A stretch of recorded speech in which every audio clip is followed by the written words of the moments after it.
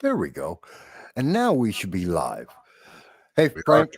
Frank. Frank's going to be setting up in just 1 second. Hello, everybody. This is the Wednesday Roundtable discussion with the Liberty First Foundation. I'm happy to be here with you. I'm one of the co-hosts. Frank Johnson is here with us. He is one of the leading members of the Liberty First Foundation. In fact, one of the founders, along with Mike Marshall, who may be on later today. I'm not quite sure. I have below me also Dow Grimm, one of my other co-hosts on the program, and I, of course, am Michael Voss, the political dragon, here with you as well. We're always happy to be here every Wednesday at. Excuse me. We're always happy to be here with you every Wednesday at 8 p.m. to talk about not just the issues that are happening, but how they affect each and every one of us as American citizens, how it reflects on the Constitution, how it's going to change your life and the lives of our kids going forward. So we hope you'll enjoy this conversation. It's going to be interesting. We've got Signal. Yes, Trump has a scandal and the media is loving it. We have Scotus, the Supreme Court, have come out with a ruling, and this will affect the ATF, a department of the government that I would love to see go the same way as the Department of Education, which means gone, but we will see. And of course, we have some breaking news that we're going to be announcing at some point during the show. I don't know if Frank wants to do it early or later, which will be of great interest about where we're going to be next month.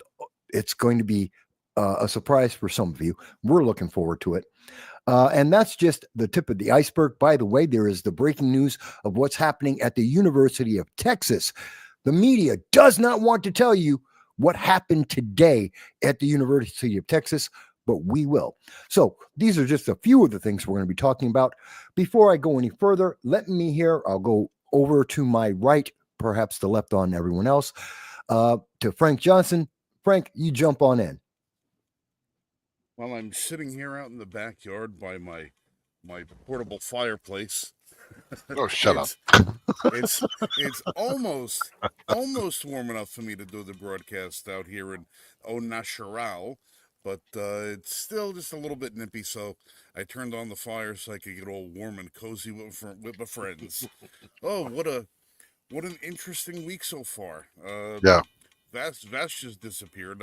I'm gonna be completely honest. I have again decided to vacate myself from following the news, mostly because I just have been trying to gauge the response I get from the people and hear what they've been talking about. Uh, this signal thing, uh, nobody's talking about it. Yeah. I think it's just in the news cycle that it's really getting any kind of traction. Social media is talking about it, but social media basically follows the news cycle. That's not really what people are talking about. Well, the Atlantic is the people that seem to want to be running with this thing, Yeah. and the Atlantic isn't exactly known for having the most credibility. Yeah. I don't know the whole situation and what's going on. I only know that there was a conversation between Secretary of Defense and a couple of other people that was being conducted on Signal, which is a government-approved end-to-end encrypted device.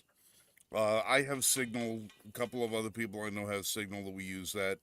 I don't use it very often, but I I don't know if you would be necessarily planning the most comprehensive militaristic strikes on something like that without being sitting in a room and doing it in person. No, Why would you? from what I can tell, it basically was just a contextual private chat between the heads of the different departments, and it was basically just like the after action report where they made the plans, but then they went to the Signal chat because they're like, do we really have to go do this? I mean, it's 3% shipping going through there. Do we really want to do this? And somebody else is like, well, if we can't rely on Europe to do it because Europe's broke, so I guess we'll throw them a solid. And the other guys are just like, yeah, but we really don't want to. Well, And that was essentially it. I mean, they that was all that was going on there. okay, That so let me jump in. because it sounds like you guys jumped straight to the Signal story, the Signal scandal with Donald Trump. Well, we're saying that the people aren't really talking about it outside of social media and the news cycle. Like most of the people that I'm talking to, we're not talking about Signal. What we're talking about in our personal conversations is how Congress doesn't seem to be doing its job. Well, they're not.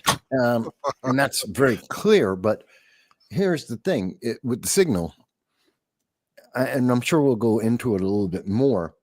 It's not a big deal because, well, one, as we saw in the writing, first of all, how can I say it's not important. It's the first scandal of the Trump administration with the news media that have been looking to create a scandal since the first day. In fact, even before then, there was the whole Project 2025. There were the various picks that were made for the various cabinet positions. They have been struggling to try and find a way to demonize Donald Trump, his administration, his agenda, and any of his followers.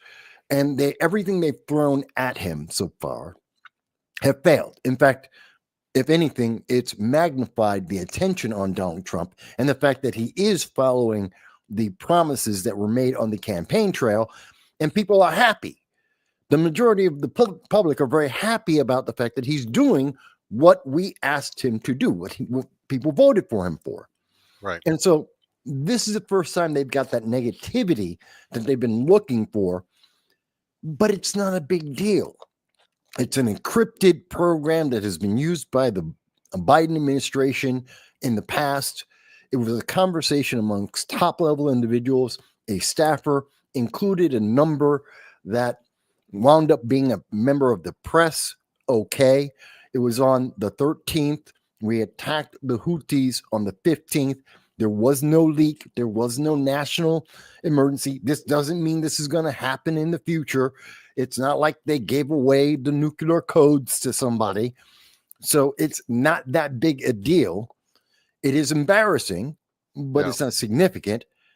And we continued the operation as we expected to. It's been successful, and we're continuing. Why? Because the Houthis attacked us. They attacked our ships. They attacked our military vessels. They killed American citizens.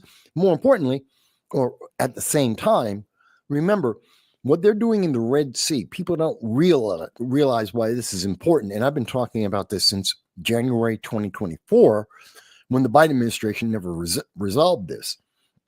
The Houthi terrorists are, by their actions, taking away food from starving people around the world. The Red Sea is a route to ship food around the world as quickly as possible. So because they're attacking shipping, they're denying starving people around the world in Africa, in Southeast Asia, they're denying them food. So that's causing people to starve. In addition, it's also increasing the price of oil and many of the goods that we buy. So it's creating inflation. It's raising the price of everything that we in the United States and around the world are using, and it's causing people to starve. Why else do we need to go there? They attacked us, and we're helping the planet. It's not like Europe. France has ships in the Red Sea. They're doing nothing. So does Canada. So does a bunch of the Brits are out there too. No one's doing anything. They've been letting the Houthis attack us. And under the Biden administration, they were just like us. Nobody did anything. Yeah. Trump is going and saying, rather than let this go on forever, let's end this. Stop this now. Wipe out the terrorists. Stop the terrorists. Allow people to stop starving around the world. Lower the prices for everybody around the world. It's good for everyone. And I think this is great. This story that they're pushing out there is just about political embarrassment, and they have been looking for something after all of these executive orders, after all of this, the deporting of illegal immigrants, the defunding of the Department of Education. After all these Democrat losses, this is the first thing they can say, "Ooh, we've got something," and it's really nothing. I mean, Yeah. is that Well, if this took place 3 months ago, the president would have been questioned outside of an ice cream parlor, and it would have been, "Did anybody discuss your favorite flavor on Signal?" And that would have been the end of the conversation. But because this is Trump and this is the first bone that they've been able to try and sink their teeth into, they're going to try and run with it. But I think at this point, the majority of the people are like, okay, well, they were discussing how to put an end to terrorists. Did they put an end to the terrorists? Are they going to put the end to the terrorists? All right, well, okay, fine, do it. They don't care. They don't care that the president got, his administration got caught talking about doing something good for the people. Yeah. It would have been a different story if it would have been a conversation between the Secretary of State, the Department of Interior, Human Health and Services, and they were saying, okay, how do we cut off 25% of Social Security payments? Yeah. Then that would have been something people would have given a shit about, because that would have been something bad. People would have said, okay, that you're hurting the people. Now we gotta pay attention. But because it was, how do we put an end to the terrorists that are killing people and depriving people of much needed aid? People are like, all right, so what do we do? Are we sending in airstrikes? What do we do? How are we going to stop them? Meanwhile, Russia is, you can pay Russia $10,000 to get on board of a decoy ship with fully automatic weapons, Yeah. and Go hunt pirates. and go and act as a decoy, waiting for them to attack you, and then kill them. Yep. This is Russia, though. So I'm like, all right, well, I don't have a lot of money right now, but that might be something I want to save for in the future. Just it seems like a great way to spend the weekend. Oh yeah. But it's the Signal thing is a non-issue. The only thing that it's going to do is raise awareness about Signal. And that if people want to have more encrypted conversations that are not being bugged by Mark Zuckerberg, that they'll go over and they'll sign up for the app, they'll get themselves a Signal account, and they'll include their friends and family and they talk about it. So if anything, it's just going to raise Signal's market share. Yeah. That's it. But there'll be a warning that says, listen, make sure you don't have any assholes from the Atlantic in your thread. Yeah. Well, I mean, and the Atlantic is a very well-known antagonistic newspaper for anyone who is not on the left. They are hardcore left, and yes, they are respected. They are good in their news reporting, but they also have a huge amount of commentary in everything they report. They have a spin. And they don't like to admit it, but it is a left-leaning spin. They hate Donald Trump. They have TDS like many on the left, and they don't like any Republicans. And that's one of the reasons why Glenn Greenwald, who created the Atlantic, left, because of their bias being more important than the actual news, the story, and the truthful coverage. They wanted to spin on everything. So he had to leave. And he's done very well for himself outside of that. And he was pretty much their most credible reporter and individual in that company. And he left because they're too much into the spin. So he got on. And really, what did we learn? Someone made a mistake. And there's never been a president before that has ever not made a mistake. We've seen this in the Obama administration, Bush, Clinton, name the president. They've had these kind of mistakes. There are always leaks in every presidency. So this isn't something that's astonishing, new. Oh my God, we've never seen this before.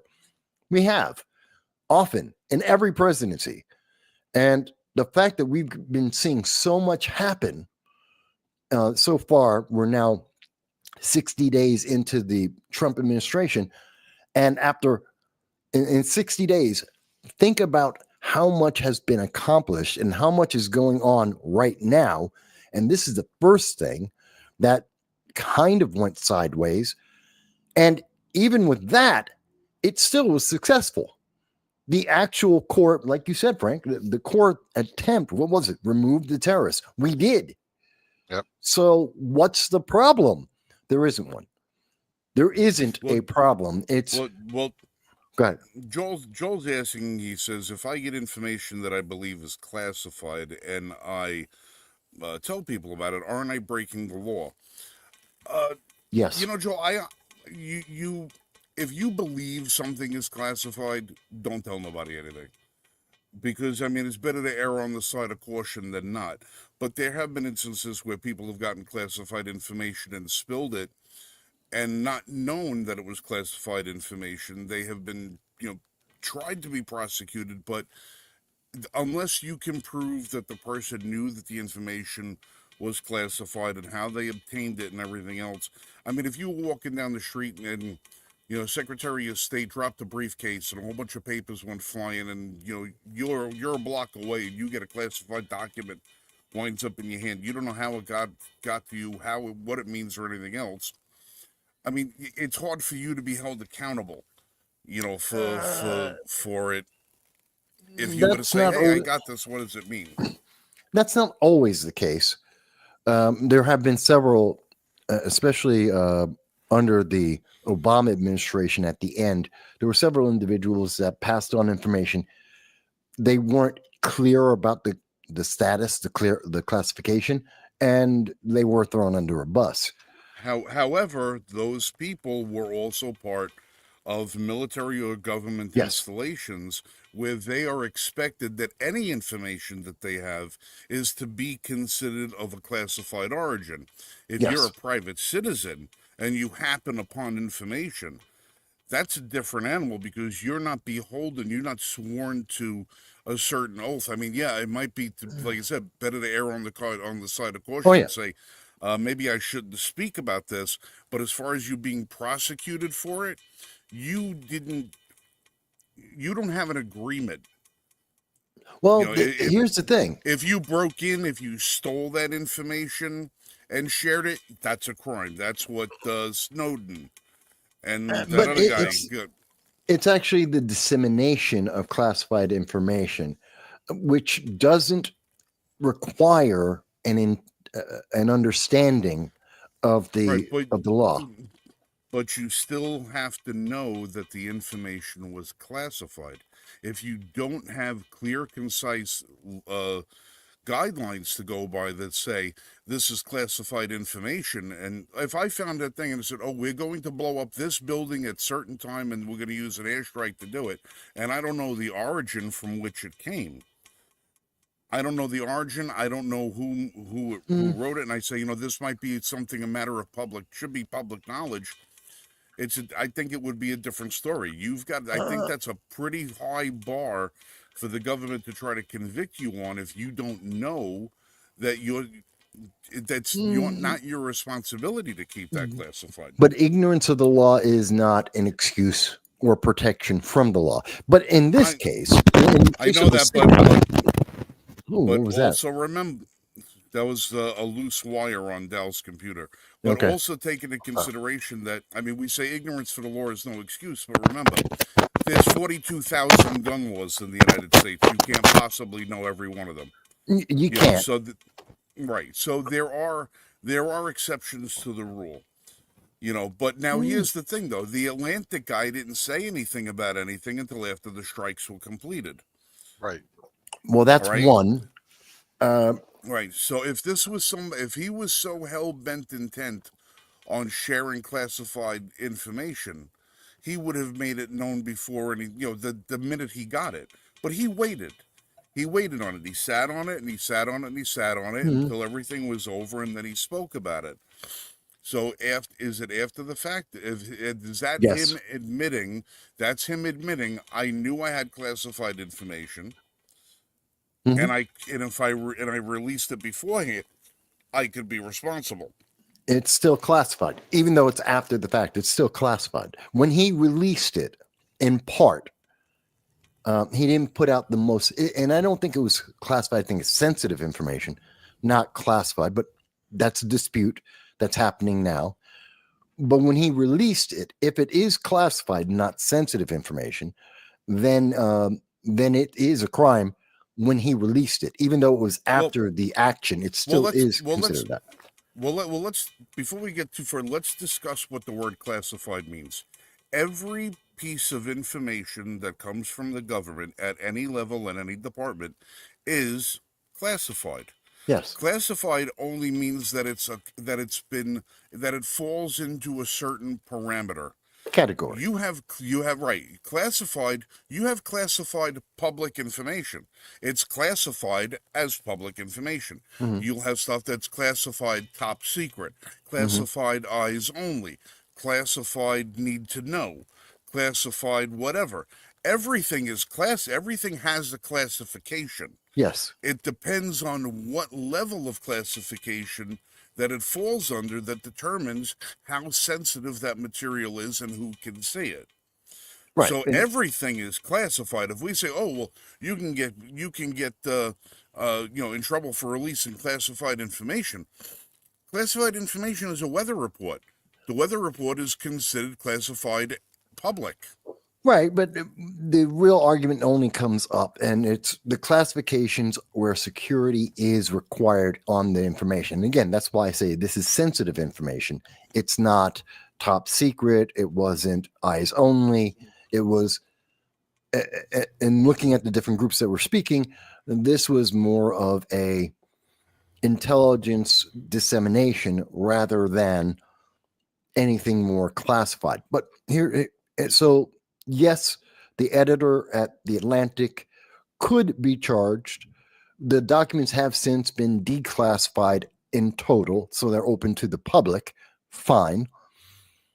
But again, ultimately, I think this is the more people dig into it, the more the news media is trying to fight this and say, see, is he going to be in trouble? No one really cares. Did he get classified information? Doesn't really matter. It doesn't change anything. And that's my main point. This is sensitive. Yes. Was it an accident? Yes. This wasn't a systemic leak. This wasn't the plans for Fat Man and Little Boy, being leaked to the New York Times, 6 months before they got dropped. This isn't that. This isn't anything else. As a matter of fact, what would probably be more classified is when you have current sitting Congress people leaking information to certain sectors in their community about raids that ICE is going to be conducting. Yes, that is much more serious, I believe. And here's the thing, and again, this is, and Joe points it out, this is about Democrats in the media who don't like Donald Trump that are trying to make this bigger. They're making a mountain out of a molehill. This is a one-off situation that was accidents happen, mistakes happen. It's not and I think this is important for people to understand. It's not systemic. It's not like this happens every time someone's talking. So it's not that big a deal. But the Democrats, again, they need something because they have lost the public's. I mean, they're at 29%. 29% approval. Amongst Democrats, they're at the lowest levels of approval since most of the polling has, in fact, since all the polling has been recorded. They've never been lower. They're desperate for anything they can point to say, see, but Trump's bad. Orange man bad. We warned you, orange man bad. Aren't you upset? That's why they stopped talking about eggs, because the price of eggs has dropped by over 50%. They stopped saying, oh, he's going to defund the Department of Education. And the public said, we want that. Good. Everything that they've been pointing to is like, yeah, but, he's deporting the illegal aliens. Great. That's why we voted for him. They stopped saying, is this what you voted for? Because the answer is yes. Yeah. That's why this is such a big deal, I think. Yeah. I think the Well, biggest thing. I thought the biggest takeaway for me was the fact that you look at what the message contained, or at least what the Atlantic published, and it's like, oh, in private they sound just like they do in public. Pretty much, yeah. That was the silver lining of all this, is that you're looking in the behind the scenes, and you're looking at them discussing with one another, and they're just like, we really don't want to bail out Europe again in European shipping, but we kind of have to, and it's like, yeah, but do you really want to? No, not really. I'd say just let them try to figure it out themselves. We've got other things to do, but we just can't do that. So what you're seeing in the private signal chat is exactly what they've been talking about in the public, and the memes are great too. Like there's a cartoon, a political cartoon out there right now where they have I think it's from SKS Cartoon. I was looking for it. I can't find it now, but it has the Democrats screaming, waving a phone, going, "We got the signal chat. We got the signal chat," and then someone underneath says, "What if they released it on purpose?" And down underneath that is Iran and the Houthis, and they're like looking at their signal, at their phones, reading it, and they're like, "Oh no!" Actually, I actually said, I think I said it publicly. Yeah, I think that this was done on purpose, that this was leaked. That I honestly believe that they thought, in leaking this to the Atlantic, that it's going to get out, and they thought they would get good press out of the Trump administration. Yeah. And that this would actually work in their favor, and it would make their opposition, especially the Atlantic, look bad. I think they did it on purpose, and also to kind of get out the word to Europe that you guys aren't doing anything, so we have to reinforce how they're failing the conversations with Ukraine. You're failing. You can't do anything. This has been going on for a year. You guys did nothing. It's also to reinforce to the Middle East, especially the Hezbollah, Hamas, Iran. Yes, we are unified in the thought that we're going to take you out. We are willing, and we are able, and we are at every level of the cabinet. We'll do it.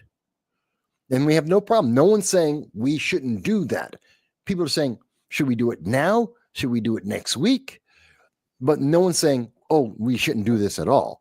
And I think that's part of why they wanted. I think this guy, people go through those lists very carefully. They know the names on every one of those phone numbers. I find it very difficult that a staffer, unless they're very, very new, which means they shouldn't have gotten to the list, gotten access to this in the first place. They knew who they added. Well, I think they wanted this out. Well, the question I have is, all right, you have a signal chat now. I have Signal, and there's certain groups of people that I will correspond with once in a while, and the list. You know every single person that's on that list because their phone number is associated with whatever name or description you put with that person. If this guy was in there accidentally, who would have been the person they wanted in that conversation? Especially since you went by initials. Right. If it's the four of us and we're the only four that are on there and there's 5 numbers on the list, you'd think somebody would have said, who's number 5? But if there was supposed to be 5 on there, say, well, okay, the 4 of us got the conversation, the guy from the Atlantic, who was the 5th person supposed to be? Well, that could be a question. I mean, we do know people like Tulsi wasn't in it. Right, but that would lend credence to your argument that it might have been done deliberately, because if it was only supposed to be 4 people involved on the conversation in the first place, and then of all people, a reporter. No, I say that it was done purposefully, that they knew the reporter would be there, which is why no one said. But that's what I'm saying. Why? 5th person. For what other purpose would it have been for anybody to even have that reporter's phone number? So if it was something accidental, of the 300 million Americans, of the 20 million that use Signal, you accidentally include a reporter from the Atlantic. Well, here's a You know, couple it things. wasn't like a nun from St. Bernadette's. Got the call by accident. There was a reporter from the Atlantic. Mm-hmm. Here's a couple things Marshall. though. Okay, depending on the number of people that were in that signal, because that signal chat can support hundreds of people. Okay, so very easily could have been missed that he was even involved. That doesn't mean that he wasn't invited by somebody into it. In fact, more than likely, that's exactly what happened. If somebody did invite him to it. And if that's the case, whoever set the chat up, the group chat up, messed up the permissions, because that should have been limited to a very few people being allowed to invite people onto that chat. Yeah, that's what they're saying. It was like Waltz's chief of staff or whatever is the guy that set it up. Yeah. Mm-hmm. Okay, because if those permissions weren't shut down, then that's an issue. And that needs to be thoroughly investigated. Yeah.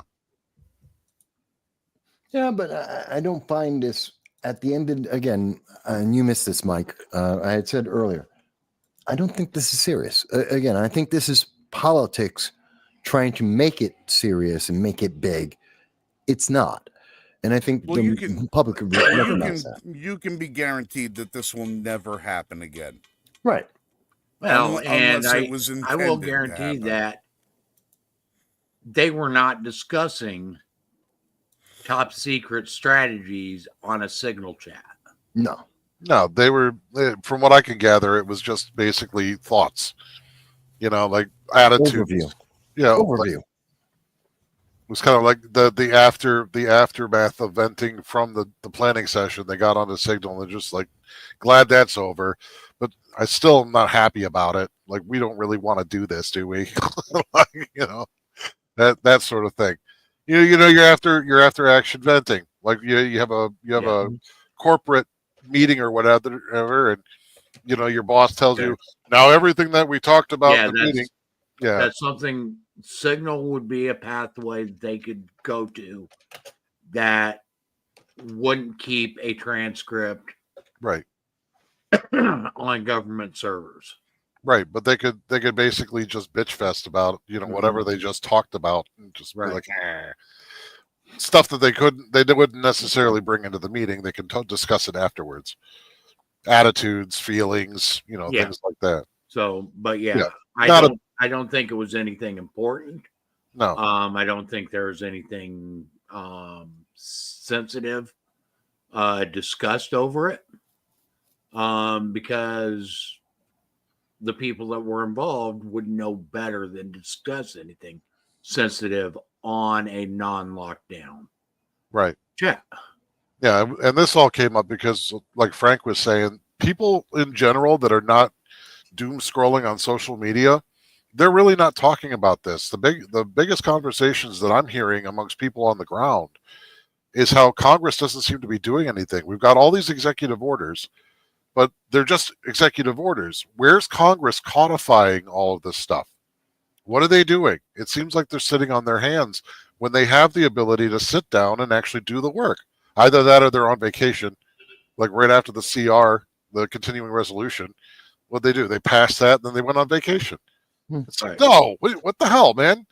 You just sat and yelled at us that we need to continue to fund the government for another year based on Biden's administration previous levels. So all of the executive orders that Trump's been doing and all the funding that Doge has been finding that's been fraud, waste, and abuse just got re-acknowledged and refunded all of that stuff that they just said was waste and fraud and abuse till September. And then you're going to go on vacation instead of sitting down and actually trying to balance the budget? Well, that's the thing. Okay. And that's the symptom of a lot larger problem that we have in our government.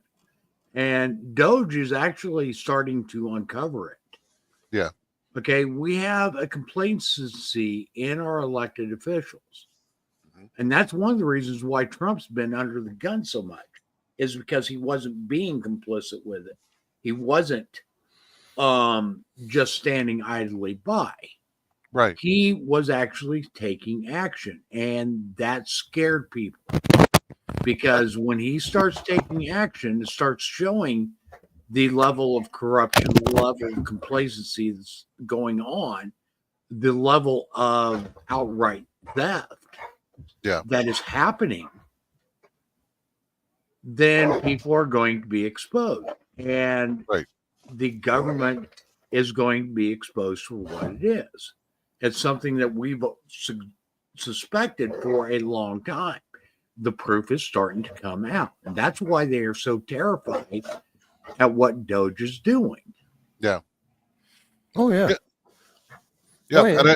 yeah. And the other half of that is there. You see a string of people asking the question, why is Congress not doing their job? And the ultimate response that I had for that question is because you're not sitting on top of your representative to make sure that they do what you want. Well, That's why. that's one thing. But Congress has literally shifted all accountability from them. And so they basically washed their hands clean of everything, made it so that they don't really have to do anything. And just let the executive take care of it. Okay. And let the bureaucracy take care of it. Yeah. And that's not what was intended for our country to be. Our No. country, the business of our country was supposed to be handled by the people that we sent to represent us, not by some bureaucracy that's sitting there that's been entrenched for decades and has no accountability directly to the people. Yeah. Yep. At the end of the day, though, on this signal, I think this story doesn't make it the rest of the week. No. No. There, even the congressional hearing, which was happening this week, and it was supposed to be a regular intelligence committee meeting. People are thinking, "Oh, this is about the scandal." They're that terrified. No, this was a regularly scheduled meeting with the intelligence agencies of the government talking to Congress. It happens all the time, every month. So that's not unusual. It just happened to be that this story happened. And so the Democrats have taken the opportunity to badger them on this subject specifically. But by the end, but this hasn't picked up, as Frank was saying. No one's paying attention. It's the shiny object of the week, and right now the media is focusing on other things that it's trying to accomplish. And I'm going to give you an example. It was in the header that we started off. ATF came out with their frame and receiver rule today, where they upheld ATF's position of frame and receiver. This is something we've been fighting. We in the 2A community have been fighting for a while because this goes against the ability for Americans to, produce their own firearms and everything, which should Right. be totally legal. But that's not going to get any play in the media because people don't understand the frame and receiver rule. The ATF doesn't understand their frame and receiver rule. So the only thing that's going to wind up getting in the media is just a little soundbite that says, Trump administration loses Second Amendment battle in Supreme Court. And that's only based on the arguments that were actually presented. There are two more cases that are coming up that are going to wind up overturning that. It was just the weak arguments that were made by the people that should not have been making it. But that story's not going to get any legs because, again, the general public isn't going to understand it. It's not something that they're going to really grasp that well to understand, well, what is the frame, what is the receiver, what is this, what is that? It's only people who actually build guns who understand the fundamentals of it would understand why it's a dangerous precedent to set. Right. So that's not going to go anywhere. I'm going to tell you what is going to keep gaining more and more traction. This is a little theory of mine. Jasmine Crockett. You see this one? I know Yeah. She's a joke. She's the foul-mouthed moron from Texas who has been talking about how she wants to punch Republicans, and she's going after Governor Abbott because he's in a wheelchair and he's this and he's that, and they're Hot all making Wheels. her out to be, they're all making her out to be like the next superstar of the Democrat Party. But the media knows something that the rest of us know. She's a flash in the pan, but they're going to give her all of the coverage that they possibly can To distract us. they're distracting us from the real person they're trying to push down the American's throat by currently trying to rebrand her. Alexandria Ocasio-Cortez. Yeah. Well, yeah, they make Jasmine Crockett the new crazy girl, and AOC is the reasonable one. Right. They're trying to now paint that one as the reasonable, pragmatic, forward-thinking progressive.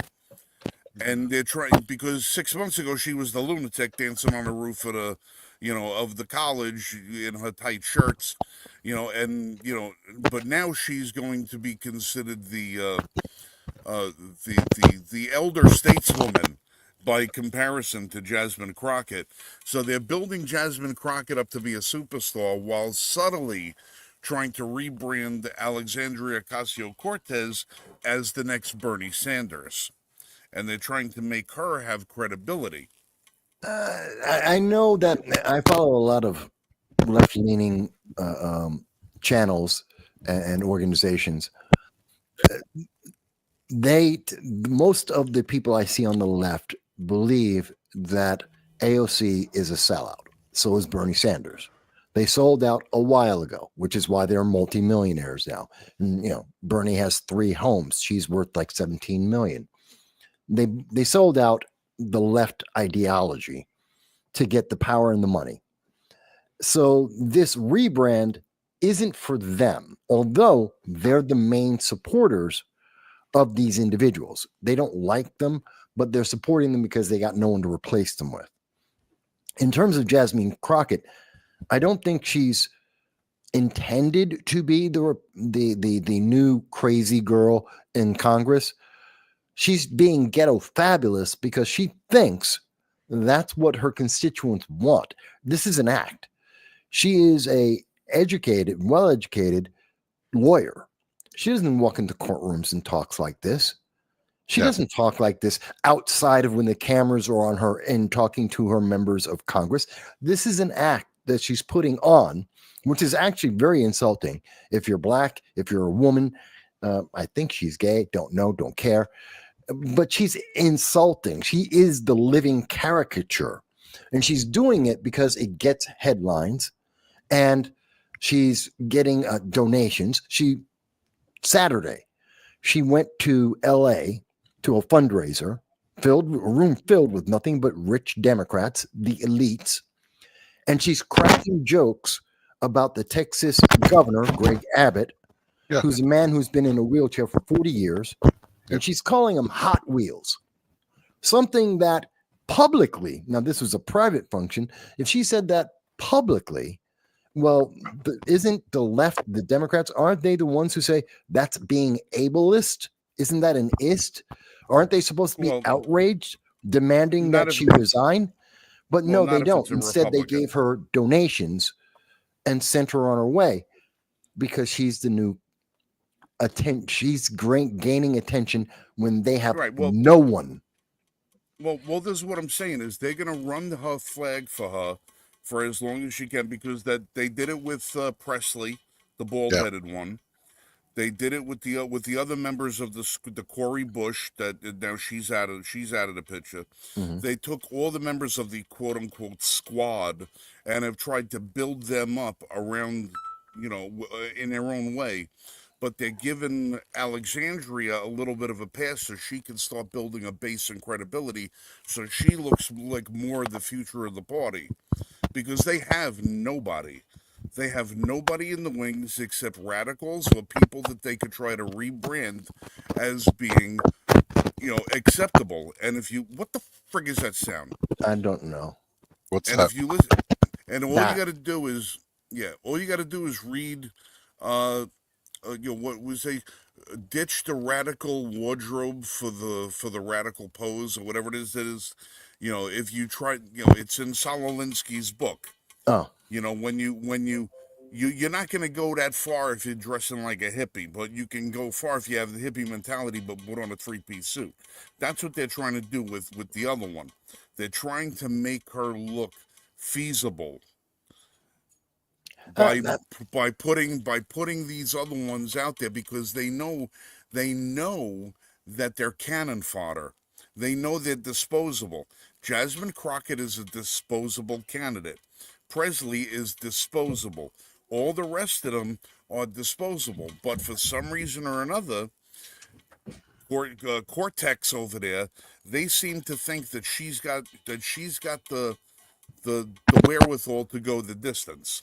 And they're trying very, look at right now. You see the articles that are coming out. 60,000 people come out to see Sanders and Cortez. They have this private meeting, that private meeting, this rally, that rally. And she's coming out as if she's stumping already she for is. the 2028 election. She is. That's what she's doing. But they're not going to put the cameras on her. All they want to do, they just want to get the stills. They want to get the Obama still shot, of the halo, in front of the Brandenburg Gate. That's what they want. They're trying to build that public persona while putting the audio and the clips of the radical on the other ones that are cannon fodder. Okay, but here's the thing. I understand why you're thinking that, and part of it I agree with, because it's not that they're using Jasmine Crockett is her own creature. She's her own fiasco. She's an embarrassment. And she's doing that. Whether or not AOC was moving up, she had already been doing that, and she's going to continue because this is her way of raising money. She is the dancing monkey in the room. And I do understand the racial context I just put in there. And I said that on purpose. And so she's doing it for her personal fame, her personal money, and she thinks it's going to work. And maybe in her district it does. AOC has been on this mission for 2028 for the last 4 years. She was, remember, during the lockdowns, she was going to Florida when everyone else couldn't leave their homes. She was traveling to Florida, talking to the donors of Senator Kirstine Gillibrand, trying to woo them in her plans for the future. And many people thought, well, either she's running for senator or it's for 2028. And it was floated in 2020 that she could, the soonest she could run is 2028. So a lot of people have been talking about this for a while. She's been trying this for a while, and she's been trying to elevate herself, having better quotes. When she's at these protests and she's getting fake arrested, she puts her hand behind her back, but she's not in handcuffs. She's just walking away like that. So the photo at the right angle makes it look like that.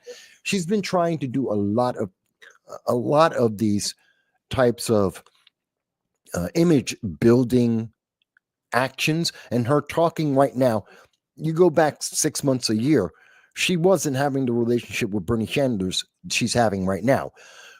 But the Democratic Party has basically given them a green light.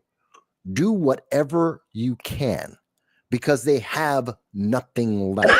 That's ultimately, it's not that she is running for 2028 right now. Bernie can't, but they've been given a green light. Do whatever you want. Do whatever it takes. As long as it brings a positive image to Democrats, go for it because they have nothing. And again, they have to rebuild. They're at the lowest level their party has ever seen. That's what I think. And they continue to lose ground. Yeah. The thing is, the more they fight against this, the more credibility they lose and the more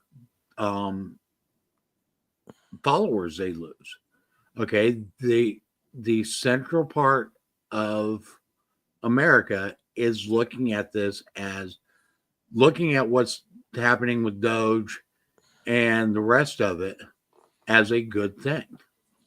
Okay. They understand our government is out of control. That's the biggest reason why they are in the center and they don't belong to this party or that party. Okay. They're in the center because they don't trust our government. They're in the center because they believe our government is not operating properly. Right. And they are in the center because they don't believe either party can bring a government into check as it should be. Correct. Okay, that's why Democrats are losing so much ground and why Trump's favorability is actually doing well. Is because the people that are center America know that our government's out of control and they've resigned themselves to just following along. But now that they're seeing action being taken, they're getting on board. They're saying, okay, we can do something about this. Yeah. Dal, you typed something in the comment. What was it? Oh, I said that Governor Abbott should lean into the meme, and the next time he goes to a presser, have his whole wheelchair kitted out as a Hot Wheels car with like flames and stuff and a Hot Wheels logo on the back, and then make vroom vroom noises as he goes up to the podium and stuff. Just really own it, like get around, and it making fun of the joke actually takes the sting out of the joke, puts it in our court, and turns it back on the person that did it. Yeah, but my thought about that, turning away from Jasmine for a second in AOC, my thought is, according to the rules of the left, they have been pushed onto all of us. This is ableist actions.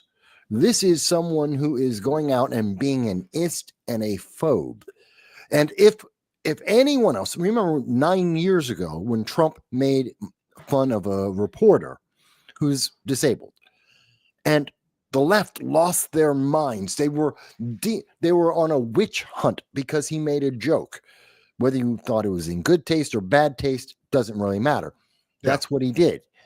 And this woman, knowingly, in bad taste, just denigrated her governor to get money. Yeah. Which is low class at every level. I mean, it's just, when you think about it, she's insulting this man because she knows she's going to get paid for it. So she's being a clown on a stage to get paid. This is a minstrel show. Yeah, it is a minstrel show. But it is, and there's no consistency. I get your point. There's no consistency in the application of their rules. But that's the whole point. Is there are no rules.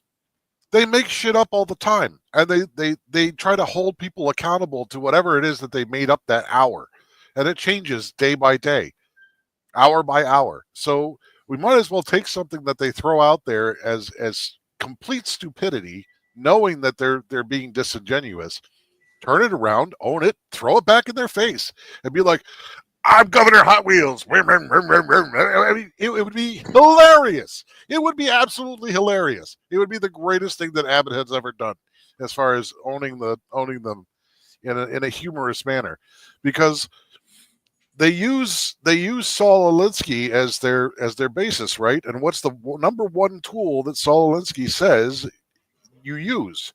Ridicule, because there is no answer for it. Sometimes it makes no sense, but you put it out there and make people laugh, and immediately, boom, you've won the soundbite war. You've won the optic war, because you took something that was meant to be denigrating, and you turned it around and made it something funny. Mel Brooks is famous for this.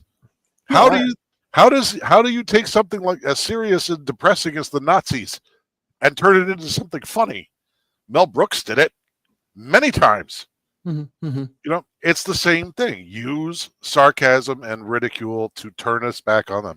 So when Jasmine goes out there and she's like, I think it's, Governor Hot Wheels down there, he because he's a hot mess. It's stupid. And yes, under any other circumstances, if it wasn't Jasmine Crockett that said it, and it was, say, one of us, you'd have everybody beating down our doors going, well, you're racist. Yeah, okay, we know that. So instead of like sitting here going, well, that's terrible, she shouldn't have said that, and blah, blah, blah, grab it, own it, turn it around, throw it back at them. Be like, yeah, I'm Governor Hot Wheels. I'm hotter than you, bitch. Well, I don't. I get the point. Other than saying, coming out maybe with the wheelchair and going into the whole Hot Wheels thing, I think it was great. I don't think it would be anything beyond that, other than having a customized wheelchair. Anything else, I think, would be going to her level, and her level is scum. And so, at least that's the way she's presenting herself. Again, I can only judge her by the way she presents herself to the public. Right. I absolutely am sure she's an intelligent woman because she's a lawyer. So she has to have some kind of intelligence. It's just not on display. But you know what? The thing is the reason she's this performative, and it's the same reason that most politicians are performative, is because they think it makes them look human. I mean, what was one of the best things about Reagan? What did most people, if you ask people, what did you like most about the Reagan presidency? Most of them are going to tell you about his stories. He was human. He'd sit up he'd give an address or something like that, and they're not going to remember what the address was about, but they'll remember the story about the three-legged chicken and the farmer, or they'll remember the story about the Republican stumping on a Democrat platform when he's standing on a pile of manure. These are the stories that people remember about the Reagan presidency. That and, the Berlin Wall and some of the bigger stuff. But I mean, for the most part, it was, why did you like Reagan? Well, his policies sometimes sucked, but he was just a really good guy. That's what you're going to hear most of the time. Same thing with Trump. What do you like most about Trump? Well, he's a real human kind of guy. He talks to me and he sounds genuine. Then you get somebody like Crockett that thinks, well, if I'm going to connect with the human beings, then I got to sound like one of them. And so she presents this caricature that is fake. And it's like, wow, you just read every single like Looney Tune type stereotype of every single caricature that I've ever seen, and you just plastered it all over as your show. That's crazy. I think you are giving more credit to what the thinking behind this, and I think this is a plague in our government, and it is part of the reason why we're becoming more and more inefficient and ineffective when Democrats and weak presidents are in power, because the lowest common denominator is always lower. Scraping the barrel isn't the bottom of the barrel, and I think she is a symptom of the quest for power requires infantilism in our politics, where we have caricatures in elected office, not people, not ideas, and she's part of a wave that we've seen, like Jumaane Williams and many of the progressives use these tactics. Is their thing, is they're a caricature, and that caricature has been working. It's been working. They're getting elected, at least for a little while. They're getting elected, they get into office, and they make things so much worse. That's why I'm so upset about it. We've had stupid members of Congress before, absolute idiots who've gotten in, and they get out pretty quick normally. But No, now we're seeing a trend, huh? No, they don't. 93%, Mike. Remember? Well, yeah. 93%. Okay, I mean, you got a member of Congress sitting there that thinks Guam's going to capsize. That was a funny one. That was funny. All I'm saying is that there's a difference between. Okay, and he's still there. Is he? He is. All I'm saying is that there's a difference between being genuine, which people can tell, and this infantilism supported caricature. And what we're seeing is Crockett is the example of the caricature that's trying to play to the lowest common denominator. And most people are awake enough to look and be like, that's not genuine. And they know it's not genuine. So they're not really paying attention to it. You're only getting a very small subset of the population that is paying attention to Jasmine Crockett. And that's because they already hate us. They already hate the United States as it is, and they want to see it turned into something else. Yeah, As but opposed to the rest of us that are just looking at this going, who is this crazy woman and why is she in office? well, the problem is that she's getting the news. Again, going back to Democrats have no other options. She's Right. getting the media press. She's getting She's being a astroturfed. spotlight. Yeah. She's being promoted massively because everyone else, all the tried and true people, your Pelosi's out there, your Schumers, all the members that have been there, Adam Schiff and such, they're all damaged goods. They've all been proven to be, what's the word I'm looking for? Not just ineffective, but deceptive. Yeah. And duplicitous. And so they need some fresh blood to throw in there to distract people from that.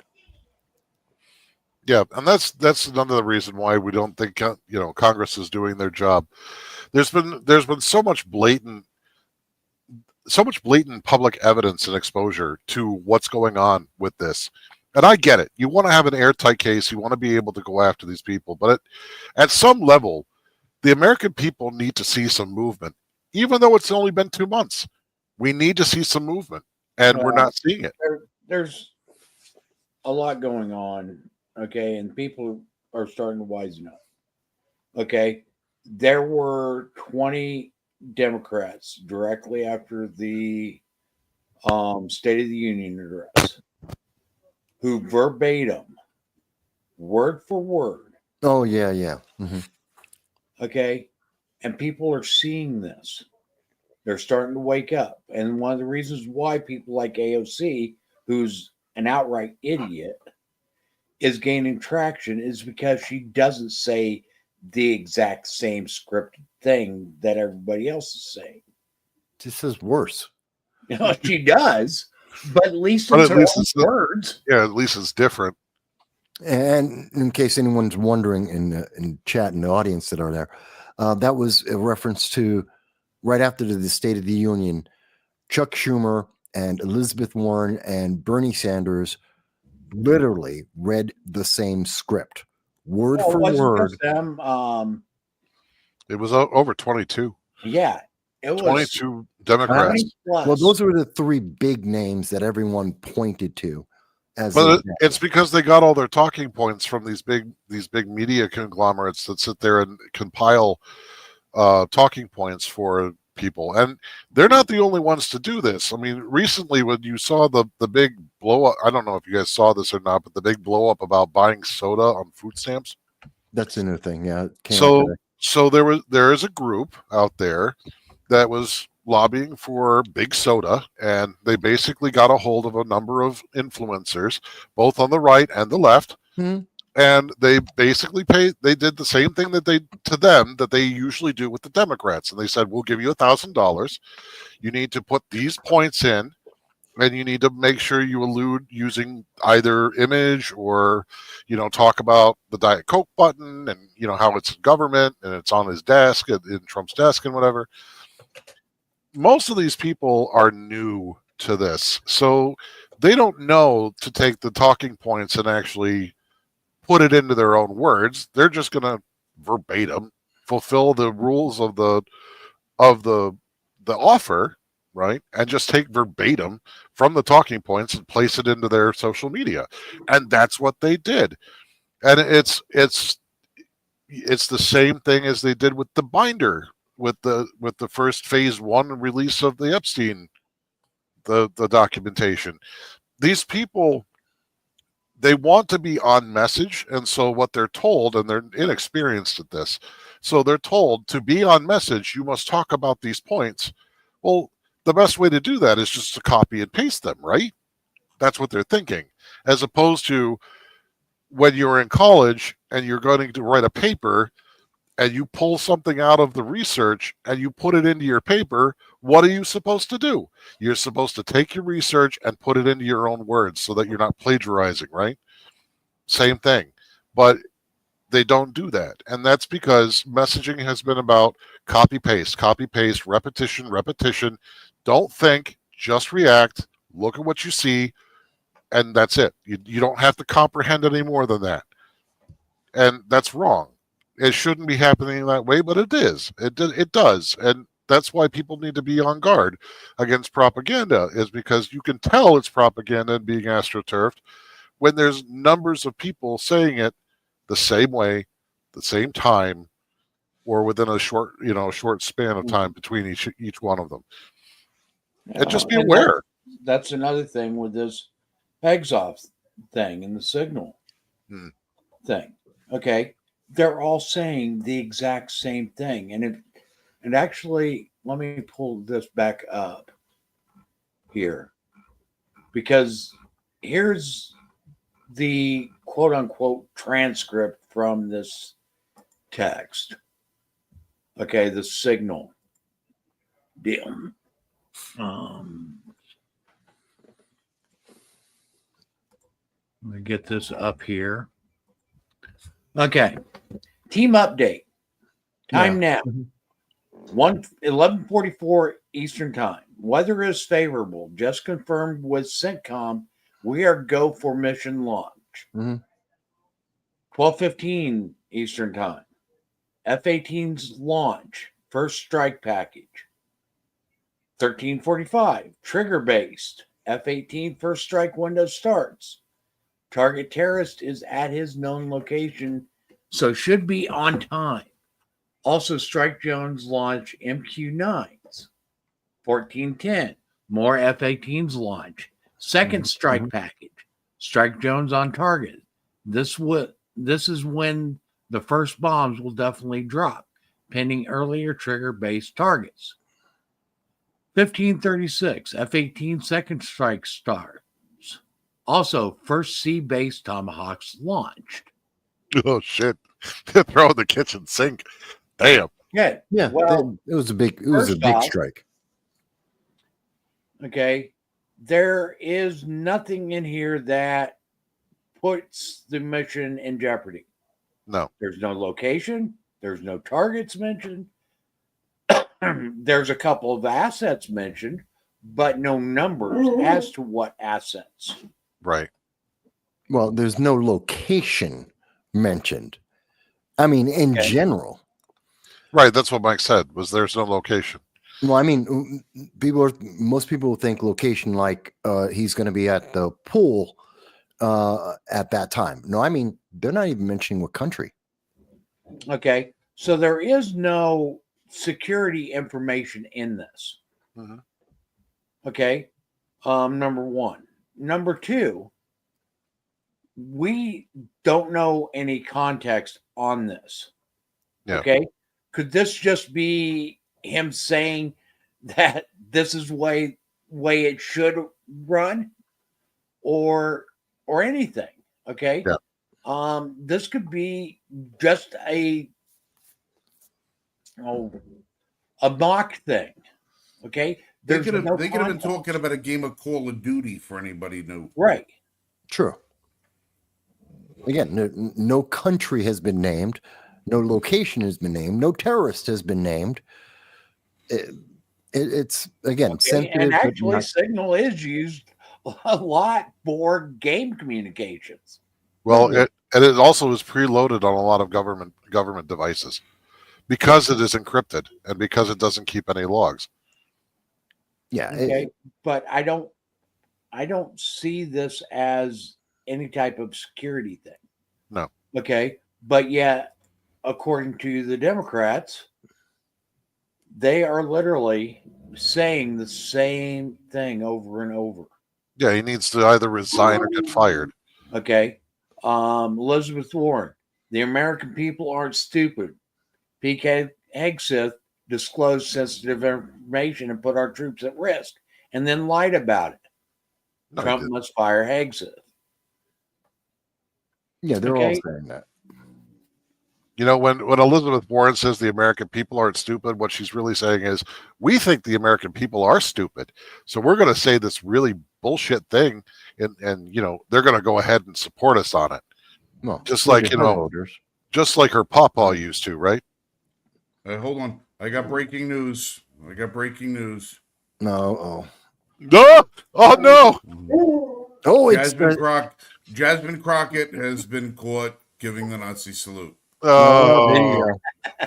There it is. There it look at is. that. All right, so I thought I dropped that in there real quick. Breaking news. You've Must be seen it she's a- here first. Must be she's from the Argentinian stock, right? No, Well, she's an ableist. It turns out that she's secretly an Elon Musk fan. She's Something. she's a She's gonna get Democrat canceled double now. agent. Yeah, Going to get canceled now. That's it, Jasmine. You're on double secret probation now. Should have expected it. She's an ist. So, you know, there it goes. Yeah, right. Not a shock. But Oh my god. actually, I wanted to jump back Mm. because, Frank, you brought, we kind of ran on a tangent here. But you were talking about the Supreme Court ruling on the Biden decision about ghost guns. Yeah. I don't think most people know. This is about ghost guns, very specifically about ghost guns, which I think is ridiculous. And they're trying to say, oh, this is a huge danger to the American people, ghost guns. No, they're not. The federal government, the FBI, doesn't even collect data about ghost guns and their interactions with them because they're that few. Yeah. This isn't the reason why gangs are fighting and shooting each other, why black on black crime is so high, especially black homicides with firearms. It's not why people are committing suicides. It's got nothing to do with any of that. It's just a great gimmick. Again, it's a gimmick. I don't understand why the Supreme Court held that up. It is something that they can use to say that they are doing something. Yep, essentially.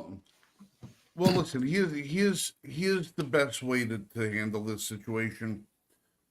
Take it out of the hands of the ATF. Mhm. Because what they said was the rule the ATF wrote was constitutional. That's based on their interpretation of the 1968 Gun Control Act. So what you do is take it away from the ATF and say, guess what? It doesn't matter if if you're writing rules that someone can interpret are constitutional or not. You don't get to write rules. We take that authority away from you. You don't get to write rules. Congress writes the rules, goes to the Senate, it gets passed or it doesn't get passed, and then it goes to the president, and then the president signs it into law, and then hands it to the ATF and says, you can enforce this or not enforce this. So the best way to beat this is to take it away from the ATF, or better yet, shut down the ATF. Yeah. Okay, Yeah. shut down the ATF's ATF. unconstitutional to begin with. Correct. Okay, the ATF got its authority when Prohibition was in effect.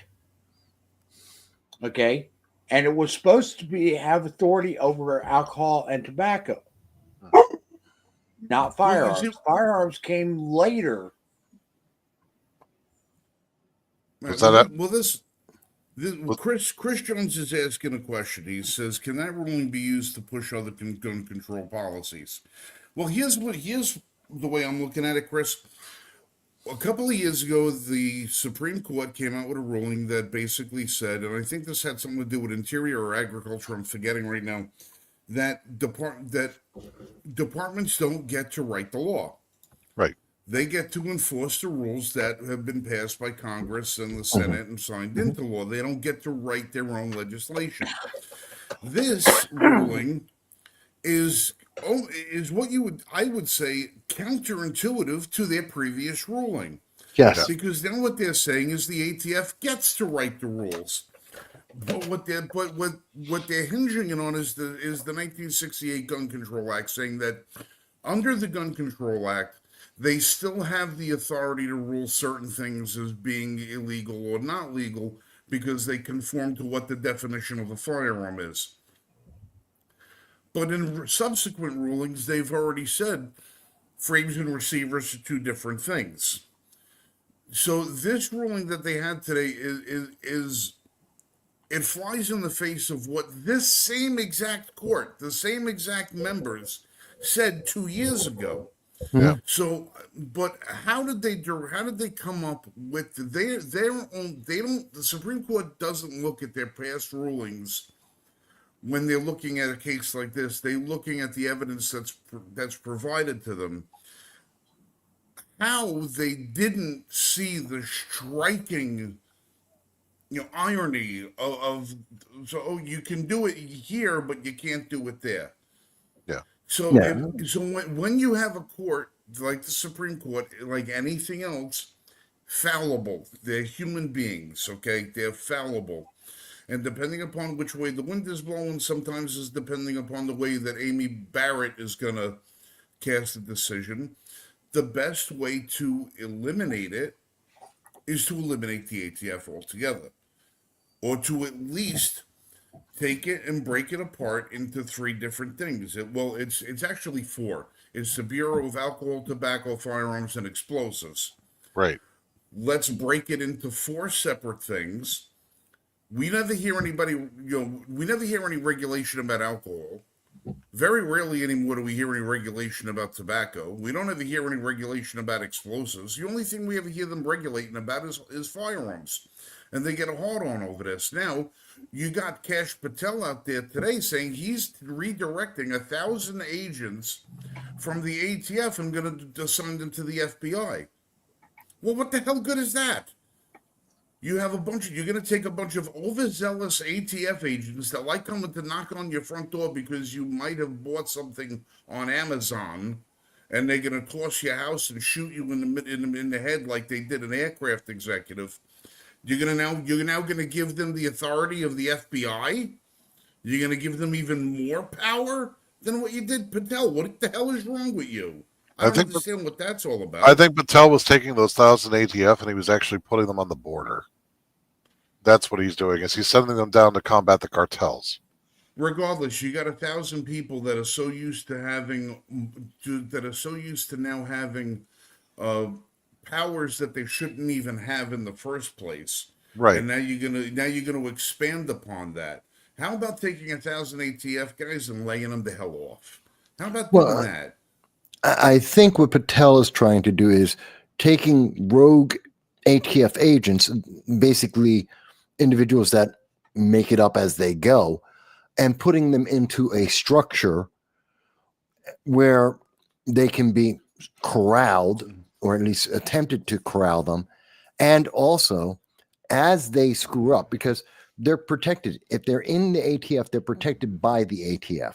Take them out, put them into another organization, put them in a structure where they're limited in their power. If they try to usurp that power, now you have the grounds to remove those agents, which you wouldn't have otherwise. Here's why that doesn't work. We've seen this before in another form of agency called the Catholic Church, when they had thousands of priests that were dillying children, and instead of just putting them in friggin' jail, they shuffled them around within the church to different churches, different dioceses, different that, and they just tried to hide all of it until it all broke open, and you still had kids getting molested by the same people regardless where you put them. When you have bad agents, get rid of them. You say, we're going to put them in a different agency. They all fall under his auspices of power now. He's in control of all of these things. So instead of saying, we're going to take the bad apples from this bucket and put them in that bucket, throw the whole bucket in the friggin' river. Get rid of it. I think you can't compare a religion to the government. Okay. I'm talking about a structure. When you have a structure that you've got people at the top, and you got people that are below that, and then people below that, and people that are below that, and everybody knows that all of the bullshit's going on at this level here, and you just keep shifting it around, all you're doing is playing a game. You're not eliminating the problem by getting rid of the bad apples, you're just putting them in different buckets. Let's get rid of the bad apples. Get rid of these people. We still Right. don't know why. I mean, if we're gonna go back. We can start going back to Ruby Ridge. We can start going back to the, Waco. to Waco. We can start going back all over the place and realize No, that we can there's a go lot back of to rogue way shit going before on. that. Yeah, we can go back Okay. to Tennessee. We can Go back a to the long way. Untouchables. Yeah. And you've got an agency in the ATF that has been given unprecedented amounts of power that go on without government even looking at them, but they go, oh, well, they're there to protect us. And how many people in this country wind up in jail, lost their life? We've had people on our channel Dexter sitting in Taylor. a jail cell for 10 fucking years Mhm. for not breaking the law. Yeah, Dexter Taylor. I know. Right. And just shuffling bad people around doesn't make it better. We got to get rid of these bad people, got to get rid of the bad agencies. And if we don't want more gun control to just pop up out of nowhere like a friggin' weed where some other agency says, oh, by the way, now this is illegal too, you got to get rid of the agencies. It's bad enough Colorado just turn around and outlawed semi-automatic weapons. Yeah. Let me interject here. Okay. But at least they're going through an elective process. They're voting on it. They're doing the process to get rid of it. And people can vote with their feet. Of course, it'll get overturned in court later on, but the fact is they still went through a legislative process. They don't do that at ATF. Let Mike, he had something. Go ahead. Sorry, Okay. Marshall. First off, we're all getting carried away on this ruling because this ruling is not a yes, that law is constitutional. What this ruling says is that the argument that was presented did not prove that this rule was a constitutional avoidance or a rule of lenity. Okay, which basically means that the ATF didn't actually change the definition, it just reapplied it using another means. Okay. The rule is in the NFA where the NFA actually claims that there are serialization requirements, and there are other rules in there that talk about unassembled items as well. So what the court said is that the ATF didn't redefine what is required to be serialized. It just reapplied using not necessarily other means, but using other rules within the same law. So they applied the rules on machine guns, and they're applying that now to all guns. If you're making yourself any non-manufacturer, yes. Okay. firearm. So basically, what they're saying is that the ATF didn't actually change any rules or change any law, or create a new law out of this. They said that they have applied the law not so much differently, but have looked at other parts of the law where, it says in here specifically that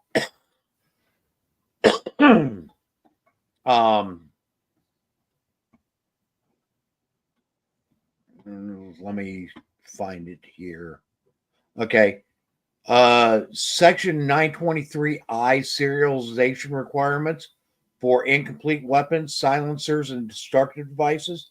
That's the part of the law that they are actually applying to these quote unquote ghost guns. Okay. So the ATF didn't rewrite it It's actually applying a section of law that wasn't consistently applied in the past. So they're basically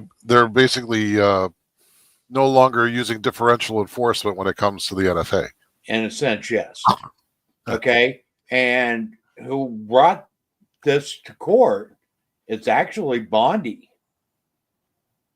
Yeah. So it's even a conservative conservative attorney general. I haven't read the decision yet, so I'm only going off of somewhat gut and what I'm trying to understand from some of the news media. And I don't trust the news media when it comes to court decisions because they paraphrase things very badly. They put their own spin on. Mm-hmm. So, like I said, the court did not necessarily. The court said that the ATF did not change the rules. It's in a sense what they said, but nobody actually challenged the legitimacy of the rules. So yeah, the challenge was that they said the ATF stepped out of bounds and created more authority when the ATF actually didn't, and that's what the court. Okay, and there's only 2 dissenting opinions. Yeah. Filed on this. Gorsuch wrote the majority opinion. Yeah. Okay. The only dissenting opinions were Thomas and Alito. Yeah. Well, yeah, we do know that there is a case right now that's coming up, moving its way through the courts that is challenging the entirety of the frame and receiver rule.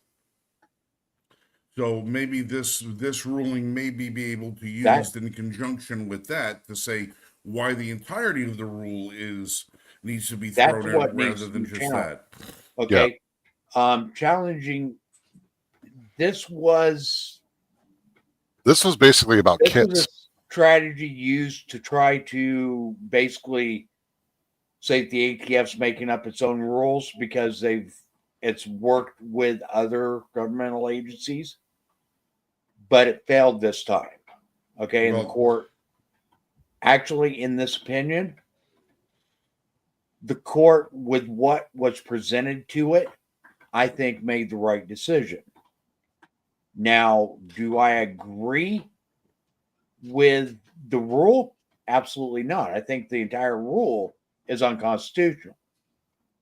But I think that the court, based upon the evidence that is presented, made the decision that it basically had to.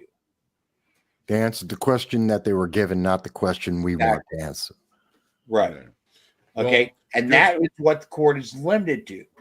It can't just go arbitrarily off in another tangent. Right. It has to go based upon the case that it's presented. And if that case doesn't call into question a specific part of the rule, but only calls into question how the ATF is applying it, or that the ATF is stepping out of bounds by applying it wrongly, then the court can't rule on the rule. It has to rule on the actions of the ATF. Okay, right. That makes that context, which isn't what's being put out by the mainstream news media, makes a lot more sense. That it's about the application, not the rule itself. Right. And of course, the part I do understand and did know is the Supreme Court can only address the question presented to them, not any underlying or separate position, no matter what they may think. Right. That's what I said. When the argument was, this was not the argument that needed to be made. That's was what I said in the beginning. But there is something a little scary that I have noticed as somebody that actually handles hundreds of guns every single day. I did see something the other day yesterday that I don't think I've ever seen before. Well, actually, I have seen it before, but it's because of a different reason. Years ago, when you used to buy like antique revolvers and stuff like that, gun companies would serialize the parts because the parts were not necessarily interchangeable. You know, you had some minor discrepancies in the parts where if you took the cylinder out of one revolver, it might not work perfectly with another one because the timing was all set by gunsmiths. The screw holes might not have always lined up if you took the side plate off one revolver and put it on another. So it wasn't uncommon that you would see multiple parts of the same firearm have a serial number on it so that they could all identify them if and when they were being serviced by an armorer. Right. You knew that trigger guard 1 went with frame 1, went with barrel 1, went with cylinder 1, hammer 1, and so forth and so on. It wasn't until we got to where we had what you remember in school they called interchangeable parts, where things had a tremendous amount of uniformity that things could move around from one to another. That's why you could pull the fender off any 57 Chevy and it'll fit any other 57 Chevy. It wasn't until once we got to the point where we started to refine machinery so well where parts were identical in the firearm industry, we weren't required to serialize parts until 1968, right? I have never seen anything more on a handgun than the frame of the handgun have a serial number. Yeah. I saw yesterday at work the first time where I saw the frame, slide, and barrel of a semi-automatic handgun each have the serial number on it. Really? It was befuddling to me because usually, every time I go and I sell a gun, I have to take the gun out of the box, locate the serial number, make and model, and I've got to make record of it. And then I have to look at the box that the gun came out of, and I have to ensure that the box has the serial number that matches the gun because it's all the way the process goes. All that information's got to go to the 4473. So a lot of times you have guns come in, makers put serial numbers in different locations depending upon what's easier for them. This particular manufacturer put the serial number on 3 major components of the gun: the frame, the slide, and the barrel. And I've never seen that done. Now, I've seen bolt action rifles have the serial number. You can't put it on the stock because the stock is either synthetic or wood. So the serial number is on the receiver. Yeah. But because a bolt action rifle in multiple calibers will use the same bolt, because it's the same frame, the only thing that changes is the barrel and what it's chambered for. A lot of times the bolt face of the bolt itself is exactly the same. I'll give you for an example: 5.56, 223, 350 Legend. They all have the same exact diameter rim of the casing, so they use the same bolt. So bolt action rifles will sometimes put the serial number on the bolt itself and the frame of the gun so that you know that they match up, because you could take that bolt out and put it in a 450 lead. It'll still fit in a different rifle, but it'll never chamber and fire the round. Right. So the bolt will have the serial number, but I've never seen it done where the slide and barrel will both serialized. And I'm curious to know, now that I'm going to start keeping record, if whether or not this is something that more gun companies are going to do, because maybe they have a feeling of something is going to happen with serialization in the world of ghost guns, where they're going to try to more readily identify their individual components from individual guns, based on the components themselves, because there's a lot of parts that you can buy to build your own firearms that are not serialized at all.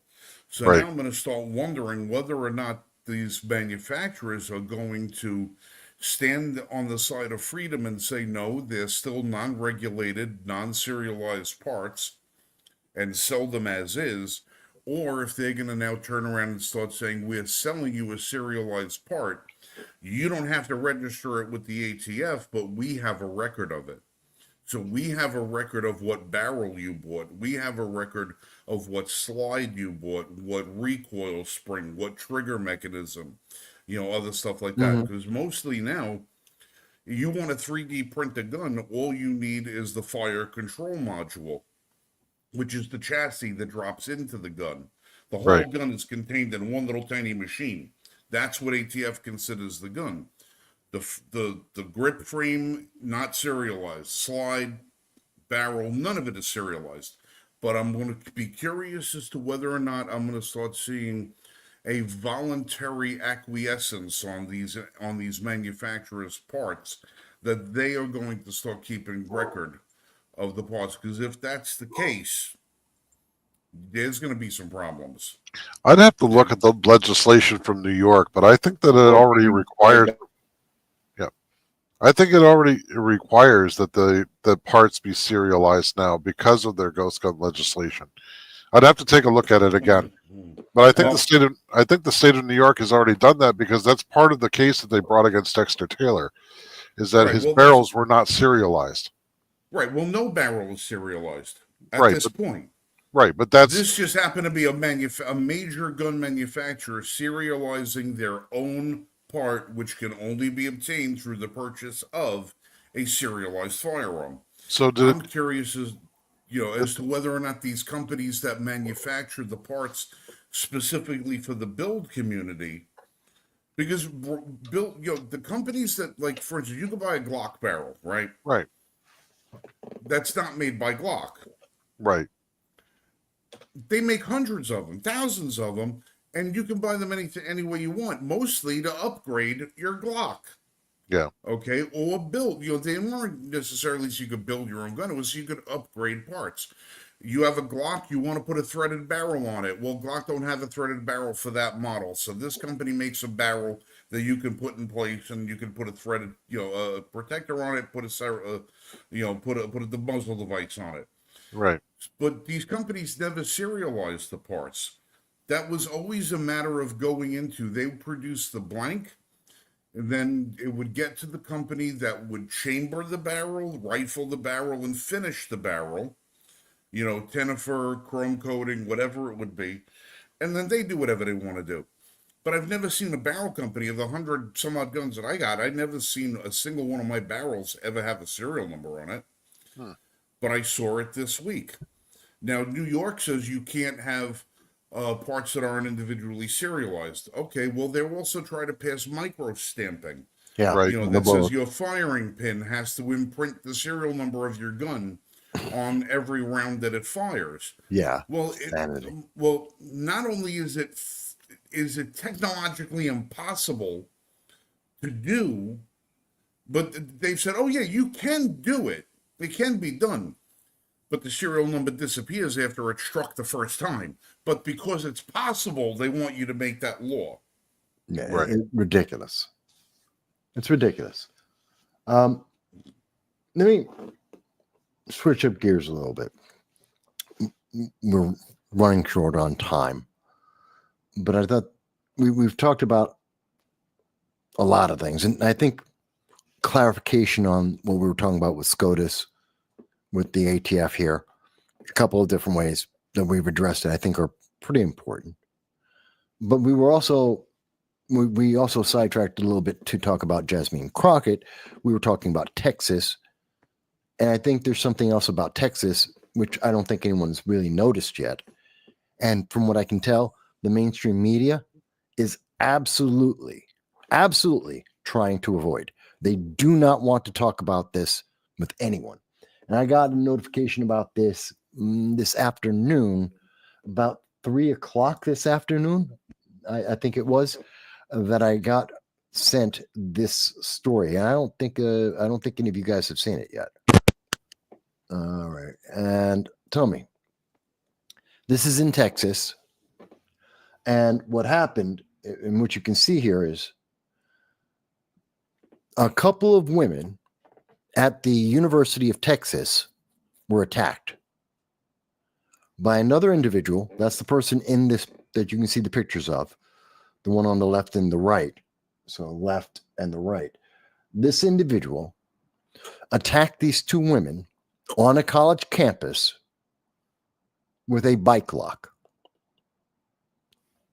because this individual did not like their politics. By the way, this individual is trans. I didn't even have to see the full size of that. I knew where you were going with that. Well, my main point is that this is about the attack, which we saw in Binghamton University. 300 leftists came together to attack 3 students who were members of TPUSA. They were right-leaning students.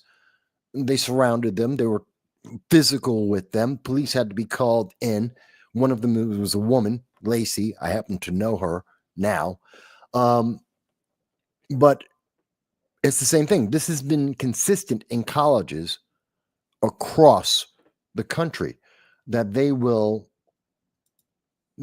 you're not safe on a college campus unless you toe the line in terms of being a leftist.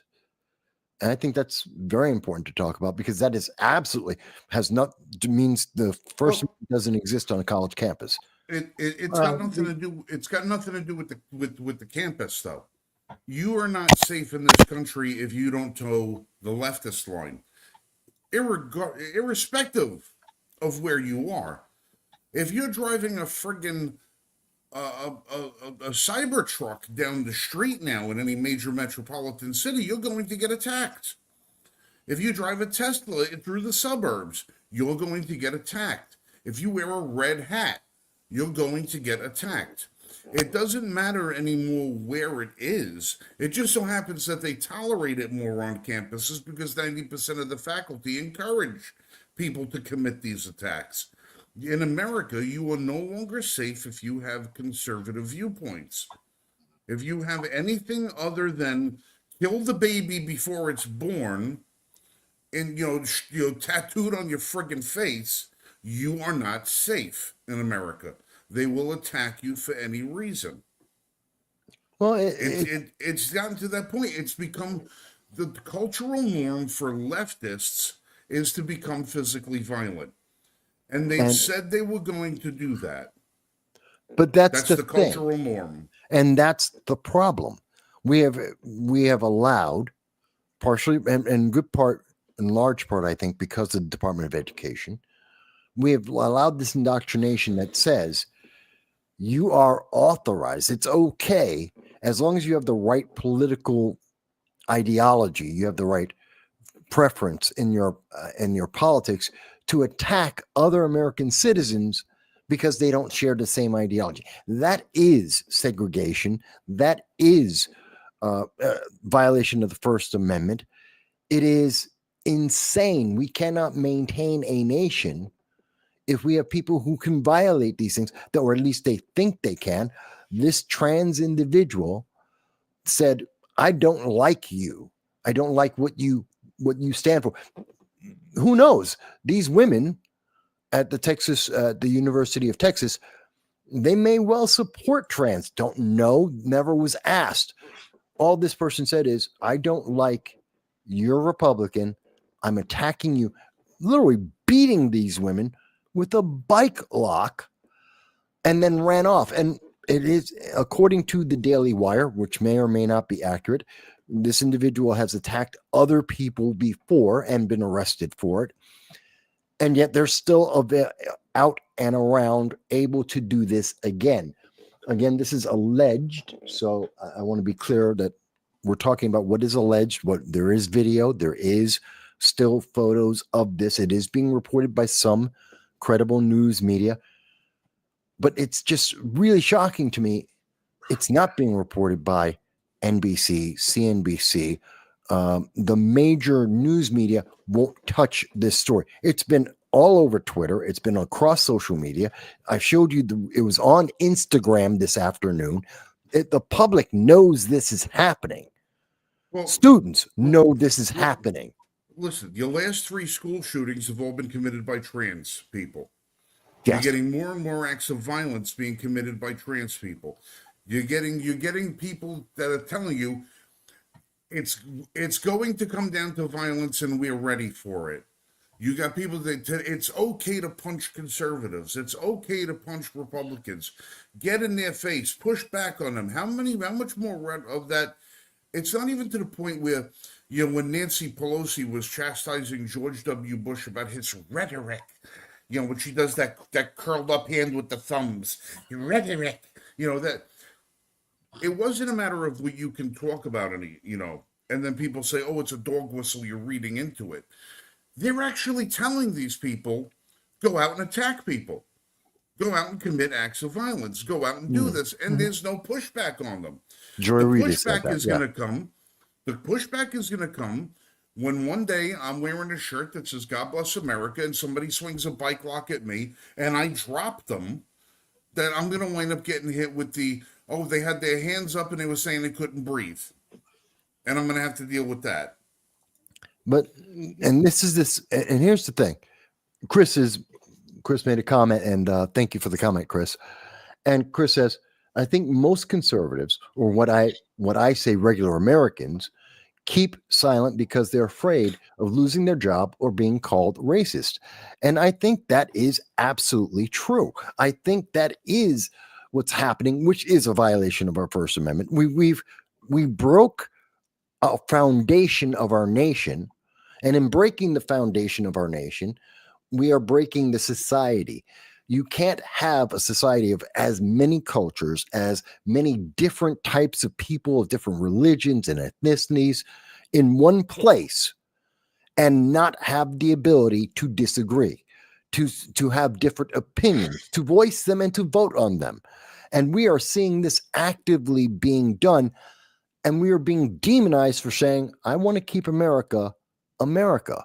I want to make sure that we can say the things that you can't say anywhere else. Dude, we're demonized when we point out the violence of the left. How many times do you have to have somebody like Charlie Kirk or some pro-life group or whatever it is that's on campus getting attacked, vilified, physically assaulted time and time and time and time again?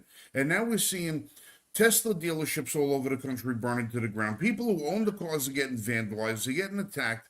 I watched a video today of a family driving through New York City in their Cybertruck, and they get a bunch of leftists attacking the truck and jumping all over it and trying to get to the people inside. What are they going to do when they get? What are they going to do when they get to the people inside? Are they going to Reginald Denny them? Are they going to drag them out into the street and smash their skull in with a cinder block? We get vilified when we point this shit out. But what's going to happen when a regular American like me, you, Dow, or Marshall decide, you know what? I'm not going to tolerate this anymore. If you come after me or you come after my family, you're going to go on the floor. Then what's going to happen? You already saw that the kid Penny on the subway intervened when some guy was threatening to kill people on the train. The guy intervened. He had to fight for his life in court. But this is happening every day in this country where leftists are out of control and the media does not call them on it. But they call us on it when we point it out. We point it out, we are the bad people. And Chris is right. When you say, why is it okay that one group of people can do a bunch of things and then we're not allowed to say it, then we get called racist? We have to be worried about losing our lives, losing our incomes, losing our platform. We have to worry about there's been 20 social media conservatives in the last week who've been swatted. Okay, what do you think happens when somebody swats you? You get 30 armed police officers at your house at 3 o'clock in the morning looking to shoot the very first thing that moves. These leftists are not going to be happy until somebody like Tucker Carlson is dead in their house from a police gunshot.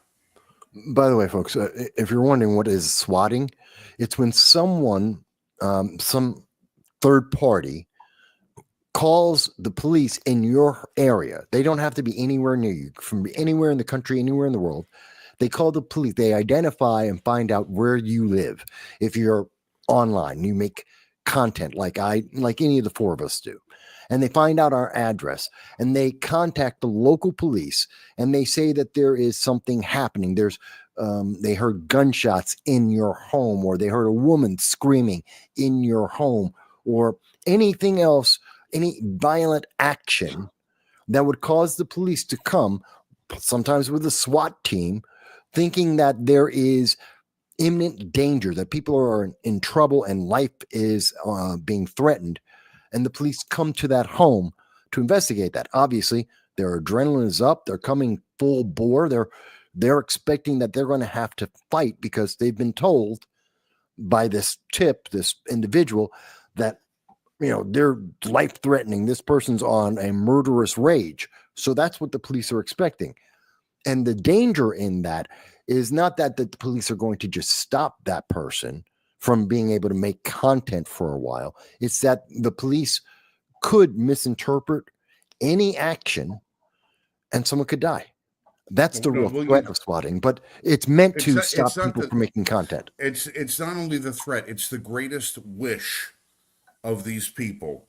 It's the greatest wish because it serves a twofold purpose. They want the cops to come to the house of a conservative content creator in the middle of the night in the hopes that when somebody hears somebody kicking in a front door, that the conservative commentator will retrieve his or her firearm to defend their home from what they think is a break-in, and that the police will kill that person because they want us dead.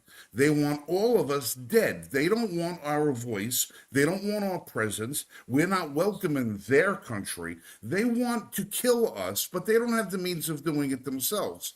So they would rather send the cops there to kill us. We wind up dead. They get to point at the cops and call them fascist murderers, and then they win both. Then they win on both counts. We're dead, the cops are the bad guys, and then you get a cop who finds out he winds up killing an innocent homeowner, winds up going home taking his own friggin' life. That's one less pig they have to deal with. I know. That's what they want. And that's evil. That's what the left wants. That It's is pure evil. evil. But Dow. But Mike, then again, what else would you expect from somebody who could stick a needle in the back of a full-term baby and scramble its brains before ripping it out of the uterus? That is not normal. That is the definition of evil. That's what a majority of these people are. And they would be happy to see every one of us riddled with holes and bled out on a sidewalk leading on the evening news. Right, but you can see what I'm saying. This is more than a trend, and it's a problem. And I want to hear from Dal and Mike in a second, but Joel did mention that if he had made a threat to the president, the Secret Service and several three-letter organizations would drop in on that person making that threat, which is a fact. That's true. I think they should be able to find these people who are making the swatting calls and to stop them or to criminally prosecute them. It is very difficult and it very rarely happens. That is the reality of the situation at this moment. But and not every jurisdiction finds swatting to be a crime. But Dow, Mike, you guys chime in. Well, as far as swatting is definitely a serious issue. And I know that there have been several very high-profile politicians and political pundits that have been swatted over the years. It is true that not every jurisdiction classifies swatting as a criminal act, but it does definitely put lives at risk. When those events happen. Yeah. But I think it also tells of a far more severe issue in this country, and that is the militarization of our police force. Yeah, we are the militia. The people are the militia. We should be the ones that are militarized, not the other way around. So, I mean, if you're going to call in a you're basically making a false report with the intent of trying to attempted murder on somebody by police. And not only that, the people coming to the home, the SWAT team or the local law enforcement that's coming to the home are also in danger. Like Frank says, you're sitting in bed at 3 a.m. and all of a sudden your door's kicked in. Your first thought is not, oh, the police are here. Your first thought is someone's breaking into my house. Now, if you're in a state where you have a castle doctrine and stuff like that, like I think it's Indiana. Indiana now has legislation that they just passed that said that if police are breaking into your home and you feel as if your home is being invaded, you can use self-defense and you'll still go to court. You'll still be investigated. But if you are a victim of swatting and you have to defend yourself against a no-knock raid or whatever, and you end up shooting a police officer, they will take that into account during your trial, and that can be leveled as self-defense. But what really should be happening is the police shouldn't really be responding to these swatting calls in a way unless there's I don't understand how you would set it up unless you could actually identify who the homeowner is. Like some of these SWAT calls are being set up in such a way where the caller is identifying as the person living at that address. And then they're saying, I've just shot my girlfriend and I've just, I'm about to shoot myself and I've killed all the kids here and all my dogs too. And then they hang up a burner phone and then they disappear. Meanwhile, nothing's going on at the house. The cops show up and they start yelling through a bullhorn. If you're lucky, they're yelling at a bullhorn for you to come out of your house. Well, they do what they call spoofing. How many times do you get a phone call from some spammer, that calls you from your area code on your cell phone? All right, now Dal, you're up in what, 607? Yeah. All right, so you'll get phone calls on 607 that seems, okay, somebody's calling from Binghamton. It's some guy from Bangladesh trying to sell you shit from Microsoft, all right?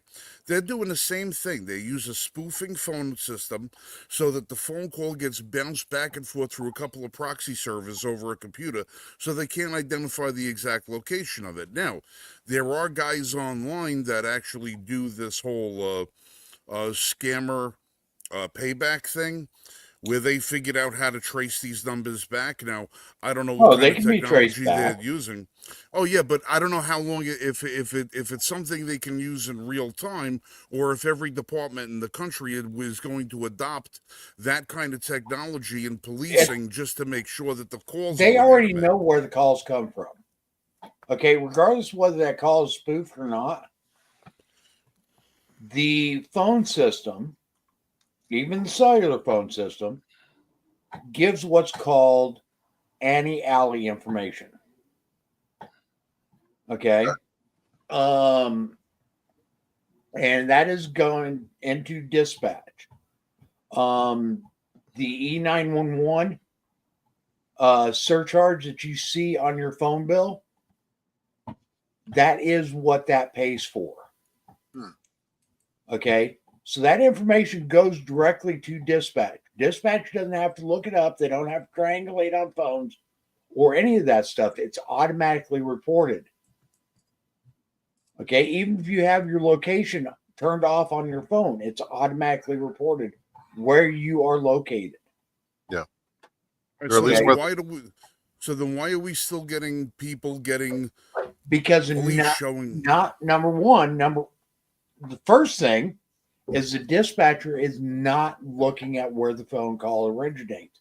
They get too focused on the details and not focused enough on where the call is coming from. Okay, that's generally found out after the fact. Okay, and that's one of the things that the dispatch operator needs to start looking at, especially in these situations. And I know there's a sense of urgency, and I understand that. I get that. Okay.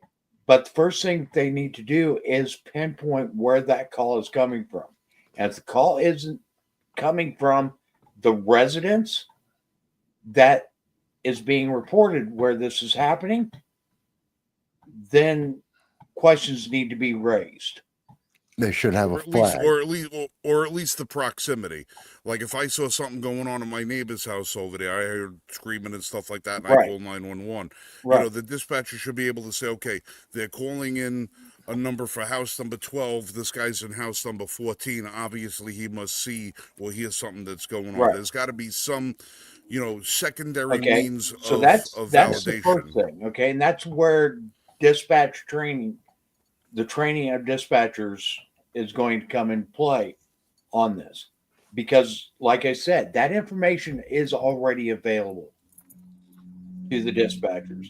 And some of the more advanced 911 systems will pinpoint, if it's coming from a cell phone, it will pinpoint on a map exactly where that call came from. Well, what we got to do is we have to have a concerted effort to have an example made of some of the people that are doing the swatting, where they've got to spend 25 years in jail. Well, No. Here's my thing, though, because we've gone on to swatting. I want to bring it back. It's very similar. I would apply the same thing. We need to make the examples of the problems that we're seeing. In this case, as an example, the mainstream media won't touch this story, just like with the other trans shooters. The news media dropped the story as soon as they found out it was a trans person. They don't want to talk about what's happening at the University of Texas right now because it was a trans person who attacked these young women, trying to crush their heads, allegedly. They don't want to touch that. They don't want them to be, they don't want to hold this trans person accountable for their actions. And that's the problem. And this is causing, as you said, it chills the First Amendment for everyone. Now everyone has to wonder, am I going to be the next one because I have a red hat on? I have a necklace that has a cross on it, or any other religious iconography. You have to be worried about what you've said, or some people will, about what they said online, because some nut job is going to either try and swat you, or they're going to try and attack you in public because they didn't like it. And that's, I mean, come on, you don't like it. So what? I mean, we have to accept, they tell us all the time, we have to accept and swallow that the left doesn't like what we're saying, and we have to listen to them. We have to accept that. Don't they have to accept what I say? Don't they have to allow me to speak? And because we're not, we're fracturing our country and our government, I believe. And that's one of the things I'm pointing out about that. It's not just the swatting, which is one example of that. What happened in Texas is another example of that. What happened at Binghamton University is another example of that. And we can go through, there's many examples, except now the examples are coming faster and they're becoming more normal, which is terrifying to me. That this is normal. This is expected. Oh, well, a trans person attacks you. Look, the more ground that leftists in this country lose, the more vicious they're going to become. You know, it's cornering a rabid animal, and they're just going to use every tool at their disposal to do as much destruction as possible, because they don't have any power. They don't have any outlet right now. Instead of trying to formulate a picture of a direction of where they want the country to go and present their argument to the American people, their idea is to silence the opposition, scare us into submission, and win through violence. That's what they're. That's the only thing they have. It doesn't help when you have politicians like Sheila Jackson Lee and Chuck Schumer encouraging this stuff. Right. Maxine Waters, I think you meant. Or Maxine Waters, yeah. Yeah, Sheila got her prize already. So, hey, listen, guys, it's 10:03. We're a little bit over schedule. We do have one announcement that we do have to make. I'm going to share this screen for everybody so they can see exactly what is going to be happening. As soon as I can find out where it is. There it is. We, your humble correspondents here at the Weekly Roundtable, have been cordially invited to produce three 3-hour roundtable episodes of this podcast from the show floor in Atlanta, Georgia, for the annual NRA meeting. So on the 25th, 26th, and 27th of April, we will be coming to you live from the show floor at Radio Row for what they're calling the Voices of the Second Amendment. You'll see us, your humble correspondents, along with a laundry list of some of the biggest names in the Second Amendment community. We will be having members of the NRA board board of directors, a number of politicians, some celebrities, and a whole bunch of other good stuff happening as we conduct 9 full hours of broadcasting from Atlanta next month. We knew this was, we had an idea this was coming a couple of weeks ago, and we alluded to it. I just received the confirmation earlier today. Our logos are being sent out. We're going to have our own booth over there. We're going to be partnered up with some of the other biggest podcasts in the industry. We're going to be surrounded. There's 18 different podcasters going to be involved in this thing, and we are amongst them.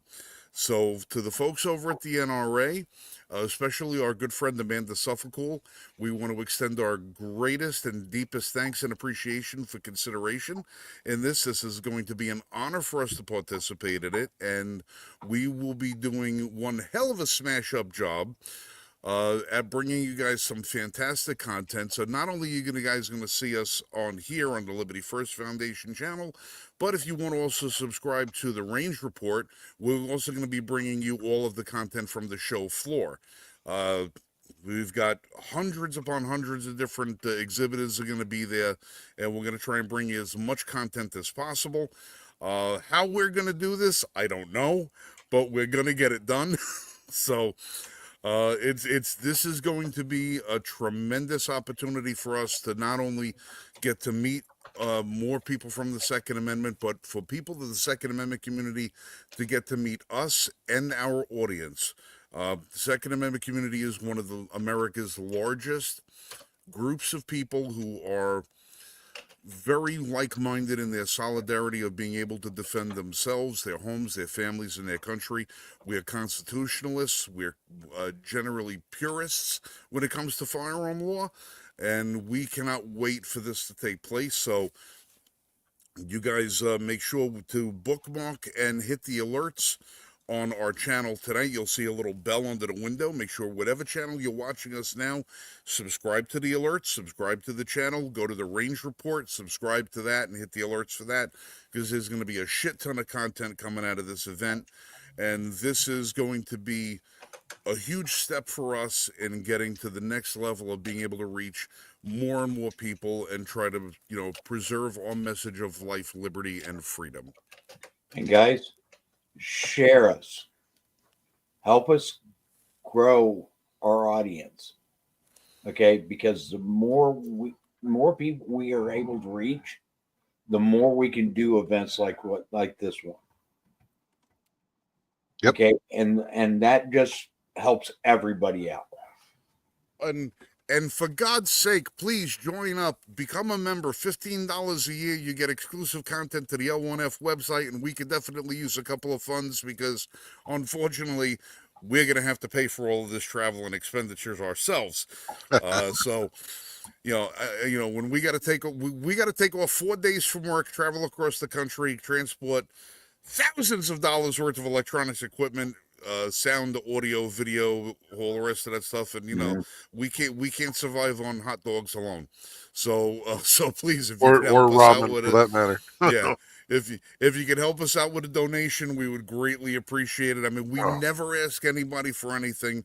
We've been self-funding this for 10 years, but at a point now to get to the next plateau, if you appreciate the content, we could appreciate a little bit of help financially. So if you can help us out, we would greatly appreciate it. And believe me, it'll be well worth the investment. So there. Sounds good. So there. Yeah, it is breathtaking, isn't it? Takes away the words. It's like moving up in the world. We got a promotion, boys. Listen, this really started, Marshall and myself have really been burning the midnight oil with trying to make our contacts in the 2A community to try and get into more events and try to do some speaking engagements and stuff and to let people know who we are. Now, Marshall and I, we are not the biggest names in the organizations by any stretch of the imagination, but wherever we go, whatever we do, we're respected. People know us, they like us, they understand how much we are dedicated to the idea of preservation of liberty, and it opens doors for us. And ever since the GOA event of last year, More opportunities have been presenting themselves, but if we don't have the tools to take advantage of those opportunities, we can't grow as an organization.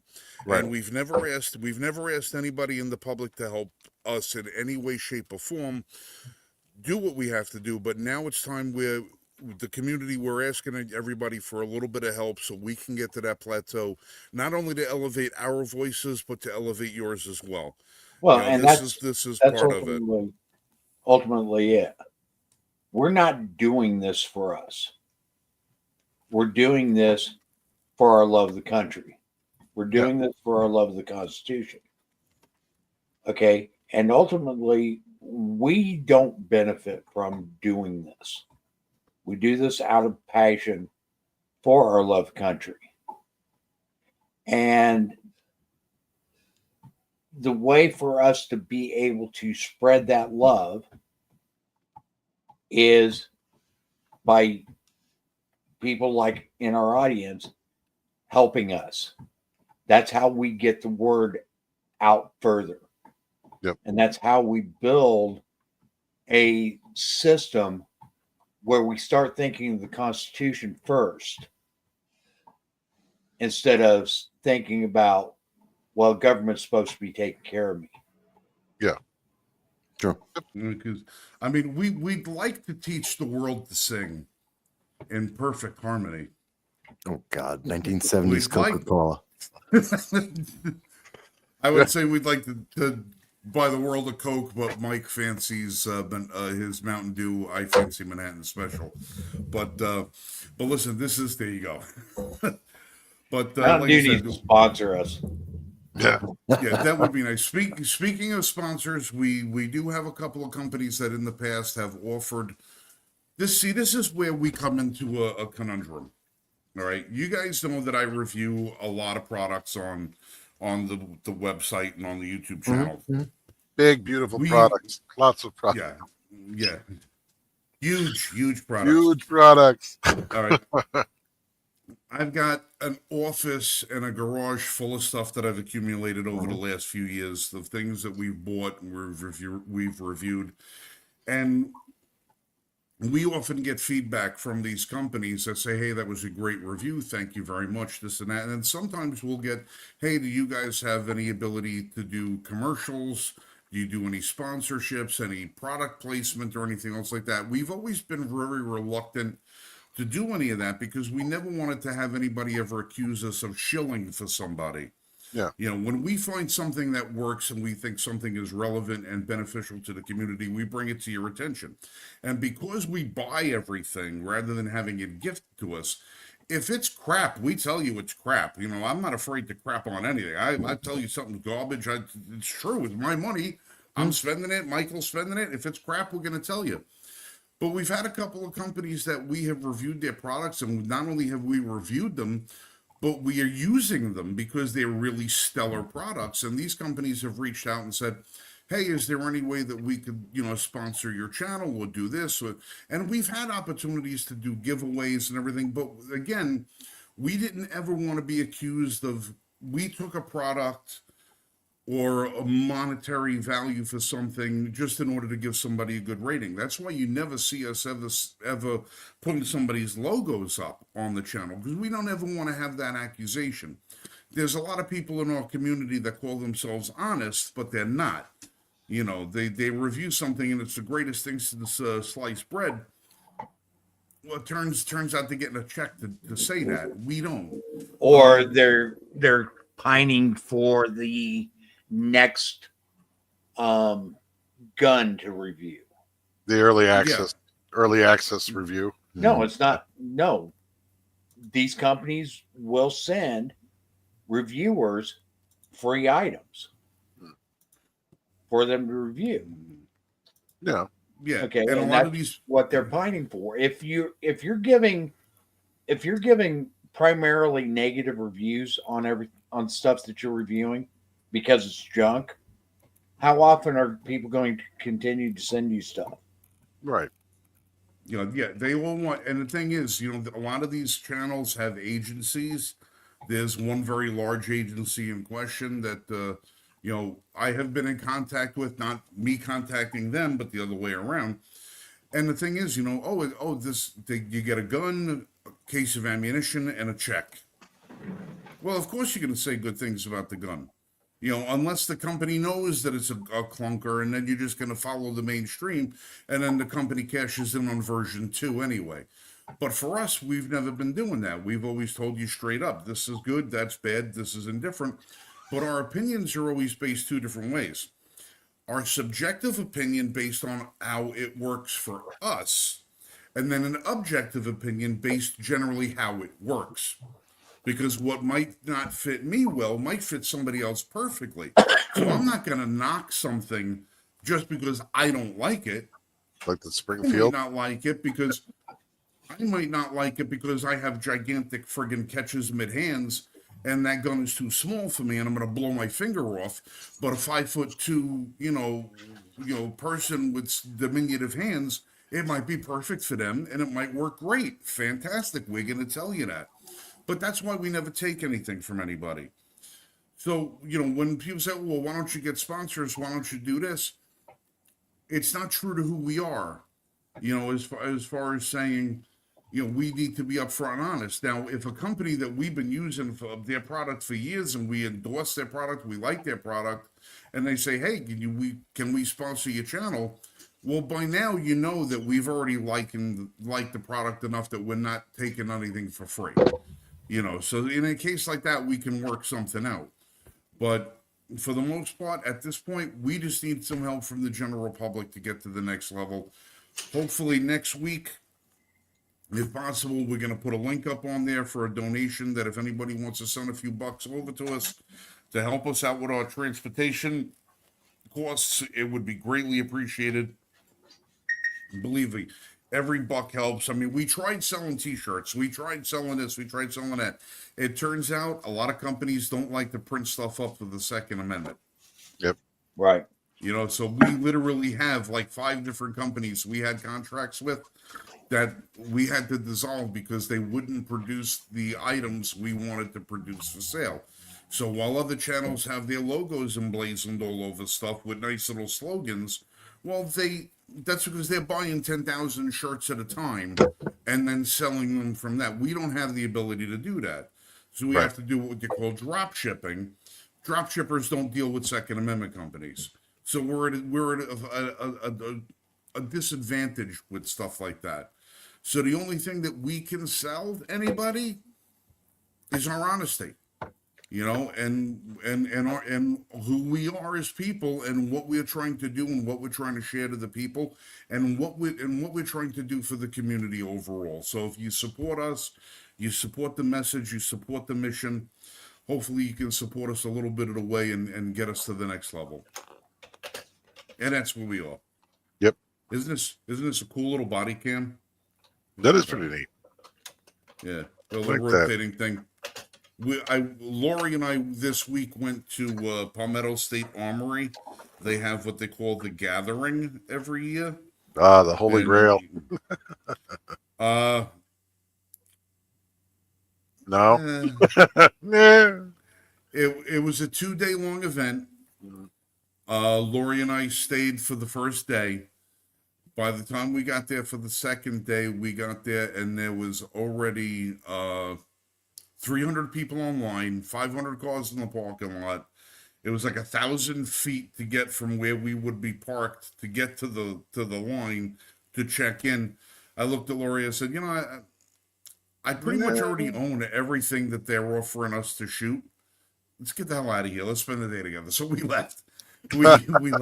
And what's worse is that all the guys from my job showed up there on day 2. So Oh. they were like, where were you? We were all looking forward to you being here. I'm like, dude, I just went home and went to the range. I brought my own guns with me. Had my own fun. You know, it was for some reason, we've been to a lot of these events, and usually the vendors are very excited to be there. They're happy. You know, when you have a tag around your neck that says media, they want to get in front of the camera. They want to explain the gun. They want to do this. They were like, yeah, here's your 3 rounds. Go shoot. Mm. You know, it was a very lackluster presentation by many of the vendors that were there. Now, that's not the fault of Palmetto State Armory. Palmetto State Armory did a beautiful job coordinating this. It's this huge range, over 1,000 acres. It's a beautiful facility, everything you can want. There were great people there. Everybody had that was there was nice. But when you got into the tent, to where you would go to pick up a gun to go shoot, instead of you having like 3 or 4 guns in front of you and you could try each one, they were like, here's a magazine with 3 bullets in it. Pick a gun, shoot it, and then go back to the end of the line, where there's 150 people now standing behind you. So even for somebody from the media point of view, you would think they would have at least given the media people a little bit more credence, since there was only 10 of us there at the event at all. And say, okay, you want to demo the guns because we want to put them on the website. We want to get social media content for you. And they didn't even want to work with us. So, so for that, really wasn't that great. That's what the GOA event, much better as far as from a social media standpoint. But we're hoping that PSA next year we can bring them a bunch more people that will be more exuberant about bringing guns to the community. Yeah. All right. But the videos on the Range Report channel, it's funny. 20 gun vendors up there. You could shoot all this stuff. SIG was the only ones that made us sign a waiver. Yeah.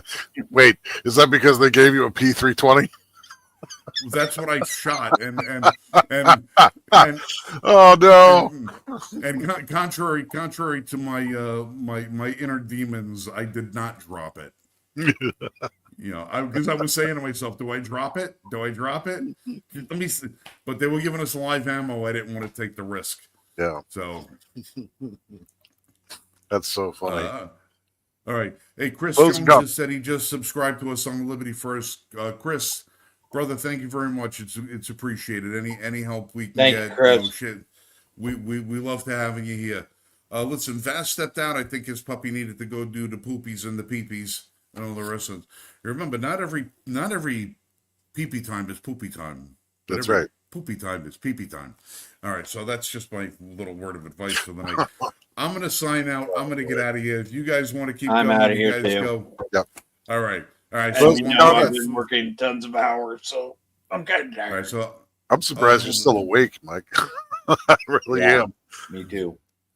Yeah, I wish you guys could see. Oh wait, maybe I can do this. Let me look up real quick. Because of the request made by NRA, we're having our booth done. They're actually going to make our booth and create a backdrop for us and such. Oh, really? For the event, yeah. This is pretty much big time. So we're gonna have an 8x8 booth, or 10x8 booth with a backdrop and everything else. And they asked us today if Michael and I could send some promo photos of he and I, because they want to get the founders up on the thing. Yeah. But they said, could you send us some logos so we could have your backdrop done?